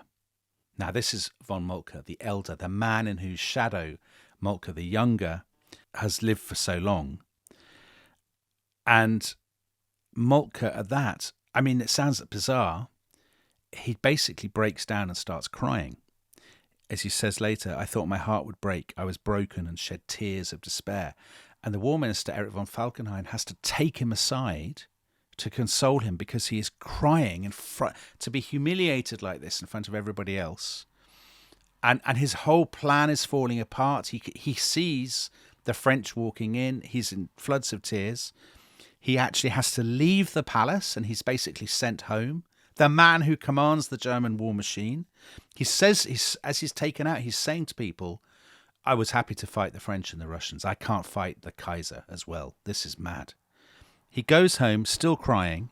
And when he gets home, he seems to have had either a breakdown or his wife later believed he had a stroke. He had a minor stroke. So very like Viviani, the French Prime Minister, having a breakdown. Yeah, cracking. People sobbing, having breakdowns left, right and centre. Exactly that. Now, meanwhile, Moltke's gone. In the palace, Falkenhayn, the War Minister, says, look, we'll say to the British, we have to keep moving the troops westward for the reasons that von Moltke has explained, but they won't fire a shot. For a few days, they will stay immobile while we sort out the details of this formal deal with Britain, and Britain will keep the French out of the war. And the Kaiser is already getting to work on his telegram to George V, monarch to monarch, cousin to cousin. I am absolutely thrilled with this deal. I'm delighted. Thank you so much. Now, we have to keep moving the men west. But he says, and I quote, the troops on my frontier are in the act. Right now, we are stopping them by telegraph and telephone from crossing into France. Let's sort this out. Brilliant. This is what we've always wanted. So, Dominic, this seems to be very, very substantive evidence that the German High Command and the Kaiser has not been planning and wanting a war of aggression. Isn't it? I mean, if he's this happy, he's been given his war. Yeah. And now he's celebrating the fact that it seems to have been cancelled at the last minute. If you were critical of the Kaiser, I suppose you would say he's just panicked at the last minute and blinked. I think if you were being more sympathetic, you would say, yes, he never really wanted a war with Britain. He wanted to be taken seriously by the British, to be... but with France as well. Yeah, I think they don't mind fighting France. I think they'd be quite happy to fight the French. But the thought of fighting the Russians on their own, brilliant. And a great relief, right? You're about to fight a world war and you're told half of your opponents are no longer in the ring. Yeah. What a tremendous relief that is. If you really want to fight the French, deal with them afterwards. But you can deal with the Russians right now. I think the Kaiser, I personally think, for all that the Kaiser ranted and raved about the British, he never really wanted to fight them. I think this is the perfect example of this. And actually, what really bears your point out is what he does now. He calls for champagne. And he says, I want my family around me. We're having champagne. Let's go to the garden. And he's doing that. His garden again. I love the fact he loves his garden. He's doing that, I think, out of a sense of relief. Just enormous burden has been lifted that he will no longer have to fight the British. Now, a lot of popular histories say when war was declared with Russia, the Kaiser called for champagne to celebrate it. In other words, they condense the story and they miss the fact that actually the champagne is being served really to celebrate the neutrality of the British. So the Kaiser, he's had his ups and downs in this story, but this is the up of ups. It is a transcendently joyful moment that that the British have blinked. They're going to compel the French to blink as well. But even as he's drinking his champagne, Tom, another twist is in store. Well, shall we have a break at this point? And people listening, when we come back, you will find out whether Britain does keep out of the First World War or not. So, amazing revelations to come. Hello, welcome back to The Rest is History, the final part of our epic series on how Europe went to war. And we left you on a cliffhanger. The Kaiser seems to have received a telegram from George V basically saying that Britain is going to keep out of the war and that the British will pressurise the French to stay neutral as well. And so the Kaiser has cracked open the champagne to toast this and to toast the fact that he won't be fighting a war on two fronts. He's only got to fight the Russians. So he's sipping his champagne, and then Dominic, another telegram arrives, and this is also from George V. And George V has wired, I think there must be some misunderstanding as to a suggestion that passed in friendly conversation between Prince Lichnowsky and Sir Edward Grey this afternoon when they were discussing how actual fighting between German and French armies might be avoided. And basically, the Kaiser's got the wrong end of the stick. Yeah. There is no such British offer. It's not really the Kaiser's fault, though, Tom. Like, he's been misinformed. That's the truth of it. So what exactly has happened? So what seems to have happened, it's still a bit of a mystery, actually, and there are a whole sort of academic journal articles about exactly what happened. I think what happened was that the German ambassador to Britain, you described him earlier and you said what a brilliant fellow you thought he was because he was so Anglophile. Prince Lichnowsky. He's too Anglophile. It's wishful thinking. And he's basically cooked up a deal himself with Grey's secretary, probably, Sir William Tyrrell. And they said, well, wouldn't it be great if the Germans didn't attack France and then we could be neutral? We could maybe persuade the French to hold back. And they've somehow convinced themselves that this is a tangible thing and they've sent the proposal to Berlin. So it's worth pointing out, isn't it, that Lichnowsky, when he goes back to Berlin, will actually write reports on his time in London and the build-up to the war and Germany's plans after war has been declared that will form the basis of the entire case that Germany was kind of willfully warmongering. Yes, he will indeed. Lichnowsky feels betrayed by the Germans. He has gone so native in London that he can't believe that they're backing Austria so keenly. He can't believe they weren't prepared to accept Grey's mediation plan. And he can't believe that now they are mobilising, they are preparing and all of this kind of thing. And he says there was a war party in Berlin, which I don't think is quite right. There was a party that was definitely happy to accept the challenge if they felt it was offered. But whether they wanted to start a world war in the summer of 1914, I think most historians would say they didn't want to. Now, maybe you can blame them and say that their recklessness or their insouciance, their irresponsibility was a large part of what went wrong. But I don't think Lichnowsky is right about that they engineered it, as it were. But it's undoubtedly true. This deal that the Kaiser has thinks he's about to sign with his cousin just doesn't exist. And when he gets that telegram from George V, he's been drinking his champagne. The emotions have been so high, and he's such a voluble, volatile man. His disappointment is total. He is ranting and raving. He says, Grey must be mad or an idiot, a false dog who is afraid of his own baseness. So this is potentially very bad news for the squirrels of Northumberland. Right. Yes, I suppose so, because they're what the Germans will shoot, are they? Is it to yes, to bring Grey to heel. Right. So the Kaiser is devastated, and it's like the air has gone out of his party. And von Moltke, who's back at home having either a stroke or a breakdown, is brought back to the palace at midnight, and he's shown into the imperial bedchamber. And there is the Kaiser, presumably not in a dressing gown like his cousin, but in full uniform. I imagine he goes to bed in a breastplate. Yeah, definitely. And he waves the telegram of George V at him, points and says to von Moltke, look at this, now you can do what you want. As in, sod the British. So the Kaiser finally goes to bed. They all go to bed. Early the next morning, let's start the next morning in London. Sunday, the 2nd of August. Lichnowsky, whose scheme seems to have failed, goes to 10 Downing Street, and he is a broken man. He is crying, all of this stuff. He goes to see more tears, ambassadorial tears. He goes to see Asquith, and he says, please, please don't side with France. Germany will be crushed, will be overwhelmed. He was very agitated, poor man, and wept, wrote Asquith afterwards. But Asquith then says, I told him we had no desire to intervene, and it's up to the Germans.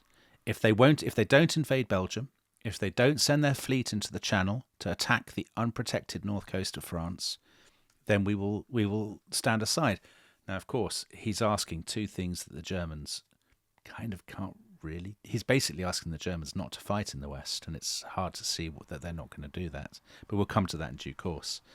And later on that Sunday, Margot Asquith goes to see the Lichnowskys.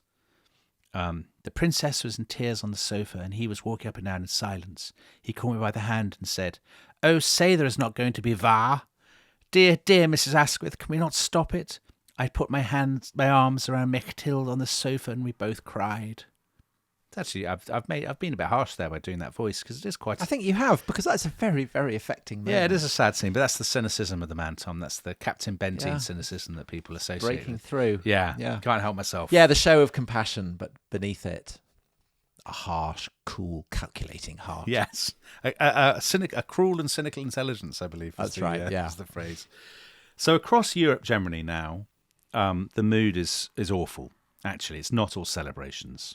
So the news has spread that that the great powers, not yet Britain, of course, but the great powers are at war or going to war.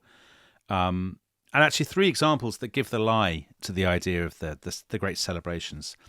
The preeminent German kind of bourgeois middle class newspaper of the day was the Frankfurter Zeitung. Over everything hangs a great gravity. In their quiet rooms, wives and young women sit, nursing their somber thoughts about the immediate future, a great fear of terrible things, of what may be to come. That's the mood in Germany. In Austria, in Alexander Watson's brilliant book Ring of Steel, which is all about Germany and Austria in the First World War, he quotes a priest from the town of Jablunkov, which was in Austrian Silesia. And the priest wrote in his diary that when the mobilization orders were put up, people poured into the marketplace. So Austria has now mobilised. Exactly, Austria is now joining the campaign. The people poured into the marketplace. Everyone realised that the situation was dangerous. All were seized by a strange fear of the unknown, great and threatening. And there's a story that people will remember who've read Chris Clark's great bestseller, The Sleepwalkers. At the end of that book, at the very end, he describes a town in the French Alps called Vatilieu. And it's an account from a schoolmaster, the town schoolmaster, and he said basically they're ringing a bell, a tocsin, to bring people in from the fields, because of course most people in France, as in Germany, as in Russia, were peasants at this point. They worked in their land, and they come in and they're all still carrying their pitchforks. And the schoolmaster wrote, "What can it mean? What was going to happen to us?" asked the women. Wives, children, husbands, all were overcome by emotion. The wives clung to the arms of their husbands. The children, seeing their mothers weeping, started to cry too. All around us was alarm and consternation. So this idea that people didn't know is not right. They knew. No, I mean, I think that's something that we've traced throughout the course of this series. I mean, and why they're not sleepwalkers. I mean, even in Britain, Tom, which has not yet joined the war, there's a wonderful book about 1914 called The Fateful Year by Mark Bostridge. Oh, yeah, the biographer of Florence Nightingale. And he describes in that the Sunday sermons given by vicars.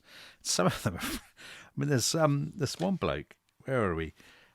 If you've gone to St Mary's Newmarket that Sunday, the rector said, "No town in England is safe. At night it may be turned into a smouldering ruin and its inhabitants into blackened corpses." I think that is a man who has been reading H.G. Wells. It is. And that's the sort of thing I look for, actually, in the Church of England. And you don't get any more, do you?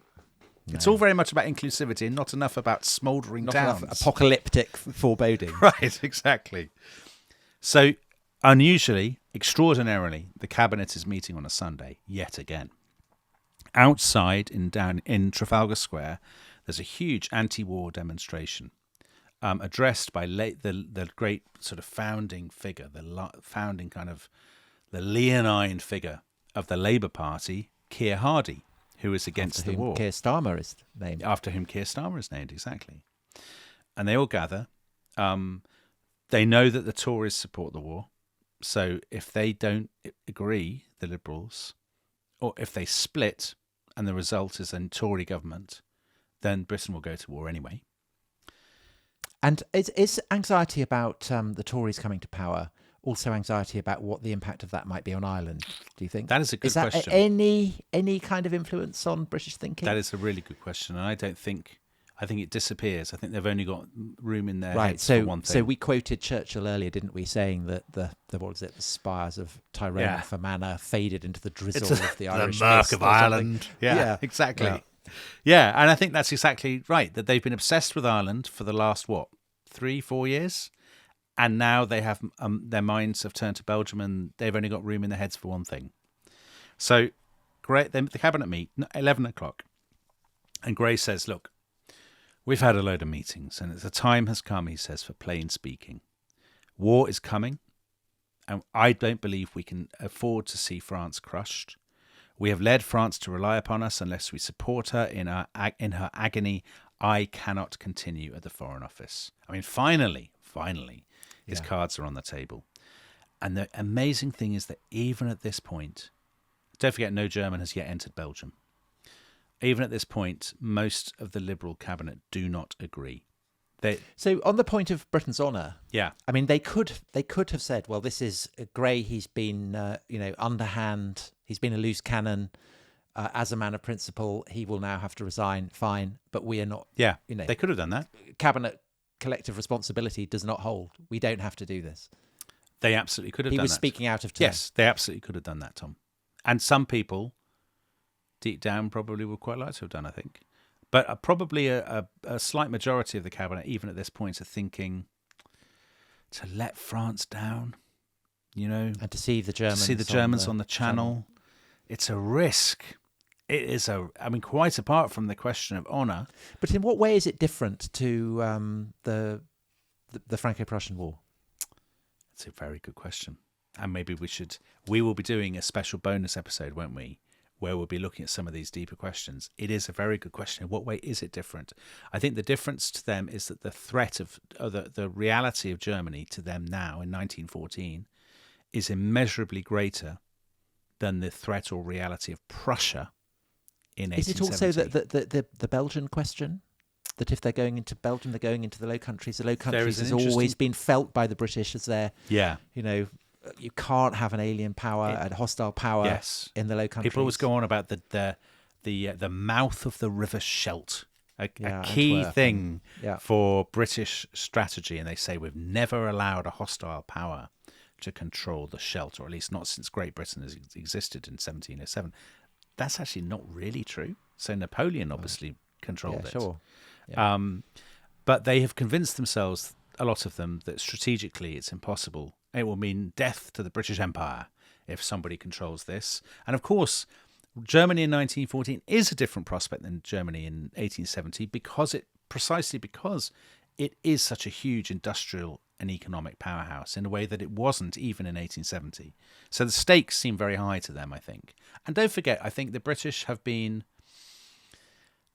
That mood that we've talked about so much in this story of fatalism, of a dread of disintegration and decline, that seems so overwrought in many ways. The British have been reading all the same books that the Germans and the Austrians have. And they have this same, it's now or never, the clock is ticking, the hour is dark, all that kind of stuff. And the British, likewise, have been very divided among themselves. And so maybe a war will help everyone to get back together again. Exactly. So that first meeting breaks up, and now Edward Grey does what I still can't quite get my head around. It does seem like the most Edwardian thing that's ever happened and ever would happen. I admire this so much. Yeah. Because he goes to the zoo, doesn't he, to look at the birds? He does. He bumps into it. He goes out on a walk. He walks around the demonstration, and he bumps into a friend, and he says, I've got a spare hour. I'm going up to the zoo, out of the zoo. I mean... Yeah, but you make it sound like this is a mad thing to do. Yeah. But I think that... clearing your head. Walking... Yeah. Not staying in a stuffy office where everyone is panicking. Walking, but also kind of surrounding yourself with the beauties of the natural world, the wonders of the natural world. It maybe provides a sense of perspective. I don't know. Maybe it does. Maybe. I think you're being very generous. No, I disagree, because I think that listening to birdsong, for instance, I think it does have a calming effect. Yeah, fine. I think it can kind of ease anxieties, nightmares. It can bring clarity. Okay, well, Edward Grey joining us there on the podcast. I'm completely with Sir Edward. Yeah, of course. I mean, you're we all know where you stand on Sir Edward Grey, Tom. Yes, and on zoos and on birds. So I love a bird, and I'm a big fan of Sir Edward. Okay, so putting it on the record. Off he goes to the zoo. He communes with his birds, and then at 6:30 that afternoon they meet again. And now they actually are reaching an agreement. The longer it goes on, actually, the more they meet, the more they move towards Grey's position, because he is so stubborn, and they are more pliable. And actually, by now it's obvious that Belgium is going to be a massive issue. And I think it's Thomas Otte in his book July Crisis says, what a perfect issue for the Liberals. Because the Liberals are, of course, the do-gooding party in British politics. They are the party of an ethical foreign policy, international law. Produce. Yeah, all that stuff. And vegetarianism, whatever. Yeah. If you said to them, let's go to war because it's in Britain's interests to defend our ally, to preserve our empire, they'd be a little bit jittery about it. If you said, let's go to war, even if it's against our interests, but to uphold international law, they'd be like, oh, brilliant, can't wait. Pile in. Yeah, sort of feed it into my veins or whatever. Yeah. So on this, the Belgium issue is really, really crucial. And now the Germans make probably, I would say, the single most ludicrous error, the worst error that anybody made in this entire crisis. Don't forget, the British had discussed the Germans going into Belgium, and they'd said, if they just go through the bottom, there's not much we're really going to do about it, realistically. What they do is that evening, they give their ambassador in Brussels, gives the Belgians an ultimatum. Now, they could have gone through, but the reason they didn't was because the German Foreign Office said, we can't take the risk of the British getting involved. We have to try to forestall it. Basically, we have to persuade the Belgians to give us a deal and to let us through. So it's a completely counterproductive move. Totally. They say it's the only way to stop the British getting involved. And, of course, it's the one way that guarantees they will. One thing that, yeah. And the ultimatum Belgium says, but, the French are planning to attack us. I'm dreadfully sorry. We will be as quick as we can. We'll reimburse you for anything we eat as we come through, and we'll recompense you for the damage. But on the other hand, if you say no, we will crush you.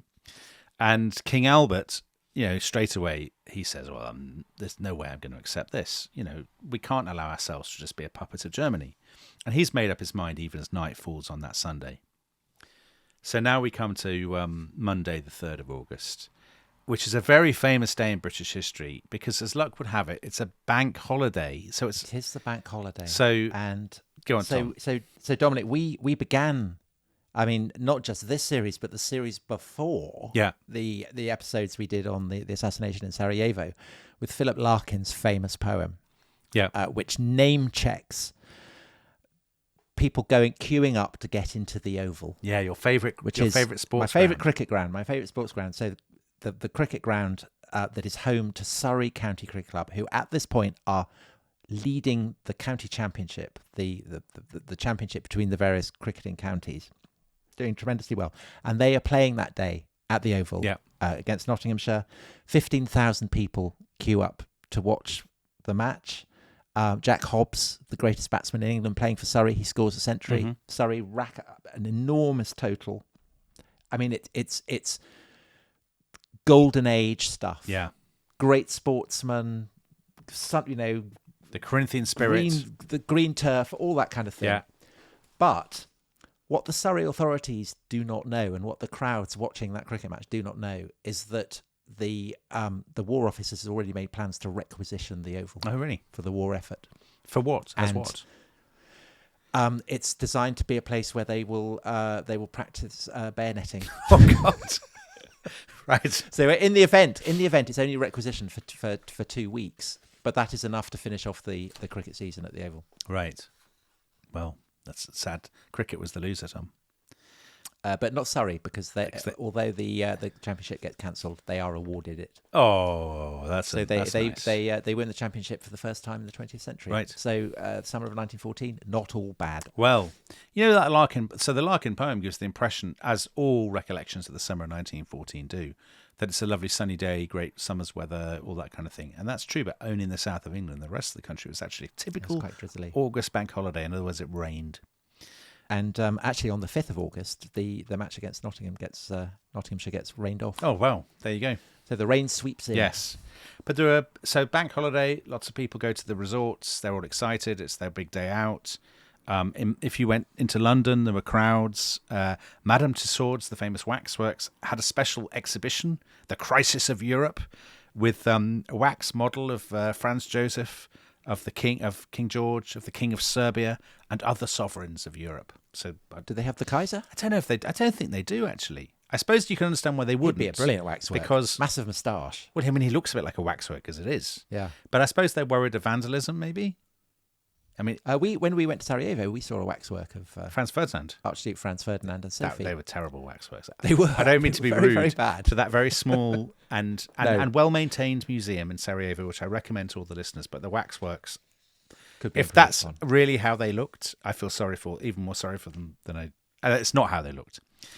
So, while everybody is celebrating going to the beach and watching cricket, the news begins to arrive in London that Belgium has rejected the German ultimatum, that there are huge crowds assembling in Belgian cities with Belgian flags. There's a story that the councillor at the German legation in Brussels looked out of his window at these crowds with Belgian flags and he said, "The poor fools, why don't they get out of the way of the steamroller? We don't want to hurt them, but if they stand in our way, we will grind them into the dirt. Oh, the poor fools." But there's an irony there, isn't there? Because you could say the poor fools. I mean, who are the fools? Not the Belgians, but the Germans. Yeah, you could. Absolutely, you could. The cabinet in Britain met at 11:15 that day, and four of them, not particularly big hitters, 4 of them resign, but they resign on very good terms. So they basically say, listen, you guys want to have the war, that's fine. We can't be party to it because we're a more pacifist kind of inclination, but we're not going to make a great fuss about it. We will, support you from the back benches, but we just don't want to be parties to the decision. Gray tells his colleagues that Belgium has rejected the ultimatum. There's a lot of emotion in the room. There's probably it seems to have been quite a lot of tears, but they are calm. They all accept that this is what's coming. And then Gray goes to the Commons and he gives what some people, I think, could reasonably say one of the 2 or 3 greatest speeches in the Commons' history. a brilliant lawyer's brief, very powerful, perfectly calculated mixture of national interest and kind of moral authority. And he says to the MPs, we don't have a recording of it because Parliament wasn't recorded, of course, in those days. He says, British interests, this is about British interests, British honour and British obligations. He says, no one can deny we have this friendship with France. So every member to look into his own heart and his own feelings and to construe the extent of that obligation for himself, as I had. I mean, true for members of Parliament then, and true for podcasters today. Today. Yeah, I think everyone knows where I stand. He says the French coast is undefended, and that's our fault. We told them to send their fleet away. He's not wrong about that. He says we guaranteed the independence of Belgium. We promised them that we would stand by them if they were ever attacked. Again, he's telling the truth, and he says, if France, I want you to think, what happens if France is beaten and we've stayed out? What happens if Belgium is defeated? What happens if... Well, it's brilliant rhetoric, isn't it? Beaten to her knees, loses her position as great power, becomes subordinate to the will and power of one greater than herself. Yeah. Kind of biblical Absolutely. quality to that. But there's also, again, he doesn't say this is going to be a great laugh. War, he says, we are going to suffer, I'm afraid, terribly in this war, whether we're in it or whether we stand aside.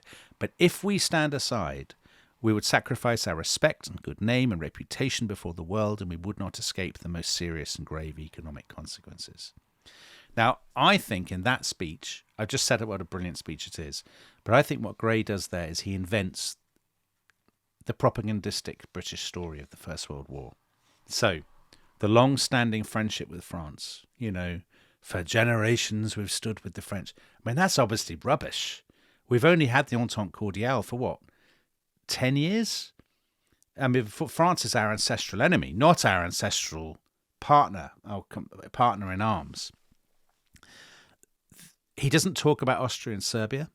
He talks about Belgium. I mean, it's a brilliant piece of rhetoric. No one at this point everybody has forgotten Franz Ferdinand. It's all about Belgium. He's condensed the issue to Belgium. And of course, when you do that, then it seems much more clear cut. I always remember reading Barbara Tuchman's Guns of August, her incredibly popular book that JFK loved and everything. That I think in that, the assassination of Franz Ferdinand gets about 2 sentences. Yeah. It's all about Belgium. Yeah, isn't that interesting? And that, of course, is I was reading some thread on Twitter a couple of days ago. There was actually an argument about the First World War, whether Britain should have stayed neutral, nothing to do with this podcast or us. And I was reading all the replies, and the number of people who said, does Belgium independence mean nothing to you? All of this kind of thing. Now, of course, there were people in the Foreign Office, many of them the most vociferous advocates and most influential voices, who were arguing for Britain to join the war long before the Belgian issue ever materialised. The Belgian issue was the most... I mean, I'm not saying it's nothing, of course not. But for somebody like Gray, the Belgian issue is not just important in and of itself, but it's the most wonderful vehicle to get people on board. And also the other idea that he sells quite brilliantly is the idea that Germany has a long-cherished plan to take over the continent and effectively the world, and that is a deadly threat to Britain's empire. And that's obviously and that goes with the grain of British anxiety about the naval race. Exactly. And the naval race and the economic competition. So there are lots of people who are absolutely, who already believe that, actually, Tom. However, all that said, what he says about the French fleet and the risk to the... I mean, that does seem to me... I mean, you can't argue that. Well, we'll wait for the bonus episode to see whether I can argue it, Tom. Well, I look forward to it. So that afternoon, Germany formally declares war on France. Yet again, more tears. The German ambassador Wilhelm von Schön, he goes to the Quai d'Orsay in Paris. There's a big crowd. He's actually jostled, and they has to be escorted by police to get in. He goes in to see poor old René Viviani, the sort of who's already a broken man himself. Yeah. Schön gives Viviani his card on the way out, and on the back he's written, c'est le suicide de l'Europe. It's the suicide of Europe. So he's devastated as well. Viviani is sort of trembling and stuff. The only person who's really delighted is President Poincaré, the man of Lorraine, who's got the war he deep down probably always wanted. Britain still hasn't entered. It's that night, actually. It's before Britain has entered the war. Grey is standing at his window, looking out over Birdcage falling, Walk. Dominic? Dusk is falling. Dusk is falling, and are the lamplighters? Yeah, the going lamplighters up and are down out, the and he streets. says, And is he about to make one of the most famous lines in the whole of 20th century? Tom, you're so history? dismissive. I can't believe you're. I'm This is not. usually my job I'm on not. the podcast. No, I'm not. It's. It's such a famous line because it's so haunting. Yeah. I mean, it kind of sums up everything that the entire mood of this podcast. And I haven't even revealed what it is. So, Dominic, give us Sir Edward Grey's classic line. The lamps are going out all over Europe. We shall not see them lit again in our lifetime. I mean, that is very powerful. It is. I think it's. So here's the question: did he really say that? I think he did. He said it to a guy called J.A. Spender, who was the editor of the recorded Westminster it. Gazette, who was with him at the time. Spender wrote about it in his memoir, and then it became enshrined in historiography. I see no reason to believe. It just has. It's such a perfect line, and it's so resonant and famous that I'm a slight element of suspicion about it. But Grey is a melancholy man and a very clever man, and he's looking out of the window. And there's no reason to believe they're not. Well, I'm lighting glad the to know lamps. that he really said it. And if he didn't, he should have done. So, I'm sure we've he got no reason to believe that he didn't. The next day, Tuesday, everyone, of course, has gone back to work because the bank holiday is over. The German army crossed the Belgian border just after 8 o'clock. There is now an amazingly, if anybody thinks I've been too Teutonophile in this series, one of the most stirring scenes of the whole saga is King Albert of Belgium.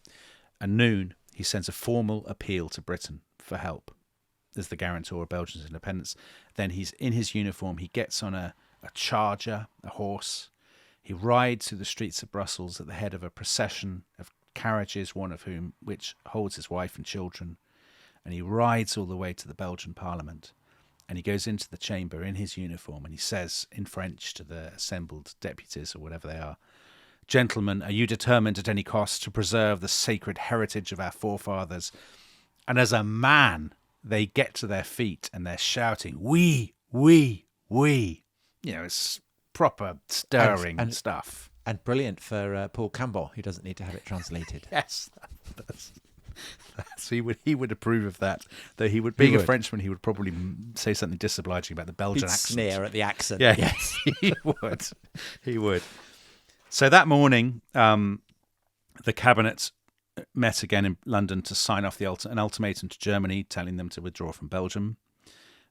Grey met the American ambassador. It's the first mention of the Americans in this whole story that afternoon, and Grey said to him, "Thus the efforts of a lifetime go for nothing. I feel like a man who has wasted his life." And Margot Asquith, she went to see the German ambassador again, Lichnowsky. And Lichnowsky said to her, "You knew we must go through Belgium. There is no other way. We never counted on that old treaty. Oh dear, don't go to war." "I felt too sad to speak," wrote Margot. "We sat and cried on the green sofa." I mean, it is quite moving stuff. And they then, after Britain's declaration of war, the Lichnowskys go to Harwich. And at Harwich, they find that a guard of honour has been drawn up for them. Really? So they walk through this guard of honour. So Lichnowsky writes about it in his memoirs. "I was treated like a departing sovereign. Such was the end of my London mission."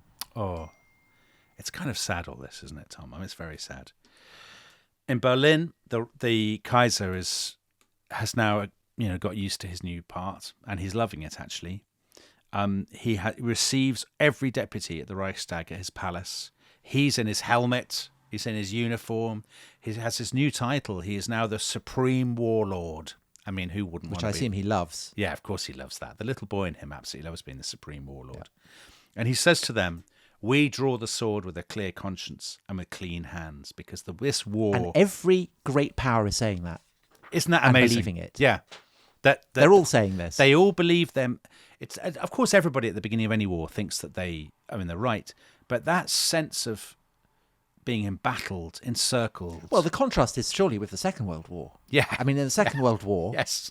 the Germans launch invasions Yeah. that are absolutely acts of aggression, Yeah, and they're you're proud absolutely about it. You're But absolutely in right. this, that's not happening. No, that there's a sense of, well, first of all, in the Second World War, you don't have people bursting into tears all the time and guards of honour for them, or people lending them money to get home and all of that kind of stuff. Get their wife back Exactly. on holiday. But also, I think, we did a series, I think we mentioned this earlier, it's worth reiterating. We did a series about the rise of the Nazis, and you don't understand where the Nazis come from if you don't understand that basically everybody in Germany, with the exception of Prince Lichnowsky, thinks they are blameless. They did the right thing and they've been betrayed and stabbed in the back, and that they're fighting a defensive war. Bethmann Hollweg addresses the Reichstag deputies, the Chancellor, and he says, we are fighting for our lives. Yes, we are breaking the law by going through Belgium and Luxembourg, and we know it is wrong, but we will make it good as soon as we are safe.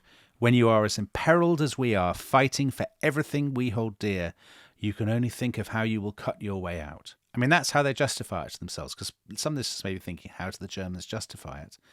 And they effectively say, we have been forced. We have no option because the other option is death. That's how they... And this is the tone that he adopts when he meets with the British ambassador after this. Yes. And of course, the British ambassador is bringing the declaration of war. Yes. Yeah, we're fighting for our life against two assailants. You joining the war, Britain, is like striking a man from behind. It's so interesting how they all use analogies and sort of idioms drawn from sport or school stories. You never hit a man when he's down. That's basically what they're saying. But also that I mean, it's kind of only a piece of paper. What price are you?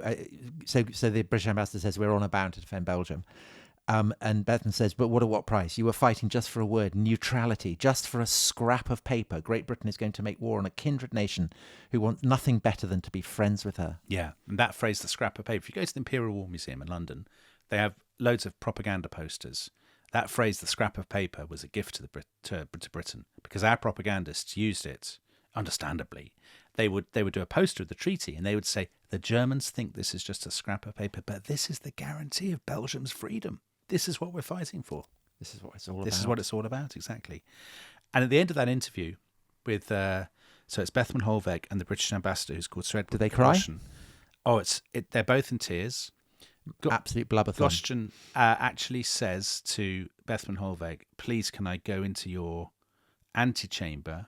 I need to compose myself before I walk out. I don't want all your staff to see me crying. I mean, and Bethmann Hollweg says, of course you can as a gentleman and all that kind of stuff. And that's what happens. So quite disappointed the British ambassador burst into tears. I think it reflects. That's poor form. I think it reflects well on him, Tom. I like it. I have a soft heart, as you know. Excitable continentals bursting into tears is one thing, but a British ambassador. Well, you'll approve of what happens next then, because that night, it's actually the funny thing about the story is it was very unclear. The British worded their ultimatum poorly. So it wasn't clear whether it would expire at 11 o'clock or 12 o'clock British time because of the time difference. So anyway, that evening as darkness draws in, Sir Edward Grey goes to Downing Street and he sits in the cabinet room with Asquith, with Winston Churchill, with their friend Richard Haldane, with David Lloyd George, and they're just waiting for news from Berlin to see if a reply comes to the ultimatum, whether they're going to get out of Belgium. And no news comes. And the reason is the telegraph lines have already been cut because, of course, there's no way the Germans are going to change their mind now.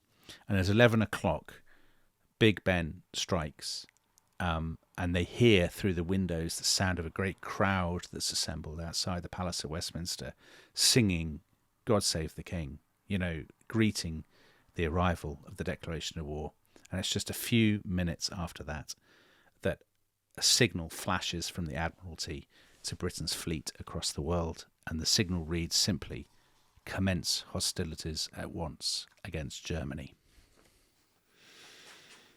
So there we are. The world is at war. And we will continue the story, won't we, in due course, probably next year. Yeah. When we look at the guns of August and maybe right the way up to the Battle of the Marne and maybe even the Christmas truce. The Christmas truce. But this isn't that for now. We're not going to completely finish discussing this because next week's bonus episode for subscribers to the Rest is History Club will be looking at some of the broader issues that surround this, some of the various perspectives that different historians have taken, some of the kind of the big talking points, the big debates, and we will be responding to comments, criticisms, points of view that perhaps you might want to put to us either on the Discord if you're a club member or on Twitter or X or whatever it is. Yeah. If you're not, or you can email us so, at Rest is History at the Rest is History website. So that will be for subscribers. And if you're not a subscriber already, you just need to go to therestishistory.com to sign up. You know the form, you've heard this a multitude of times. And that is the end of one of the great Titanic episodes of European history. And on Monday, we will be starting a new series on another of the great Titanic episodes, perhaps one of the most Titanic episode of all, and that's the French Revolution. And we will be beginning that by looking at yet more Habsburg shenanigans, because we will be looking at Marie Antoinette. So thank you very much for listening. Thank you, Dominic, for absolutely brilliant narrative tour de force. And thank you all, everyone who has listened to it. Bye-bye. Bye-bye.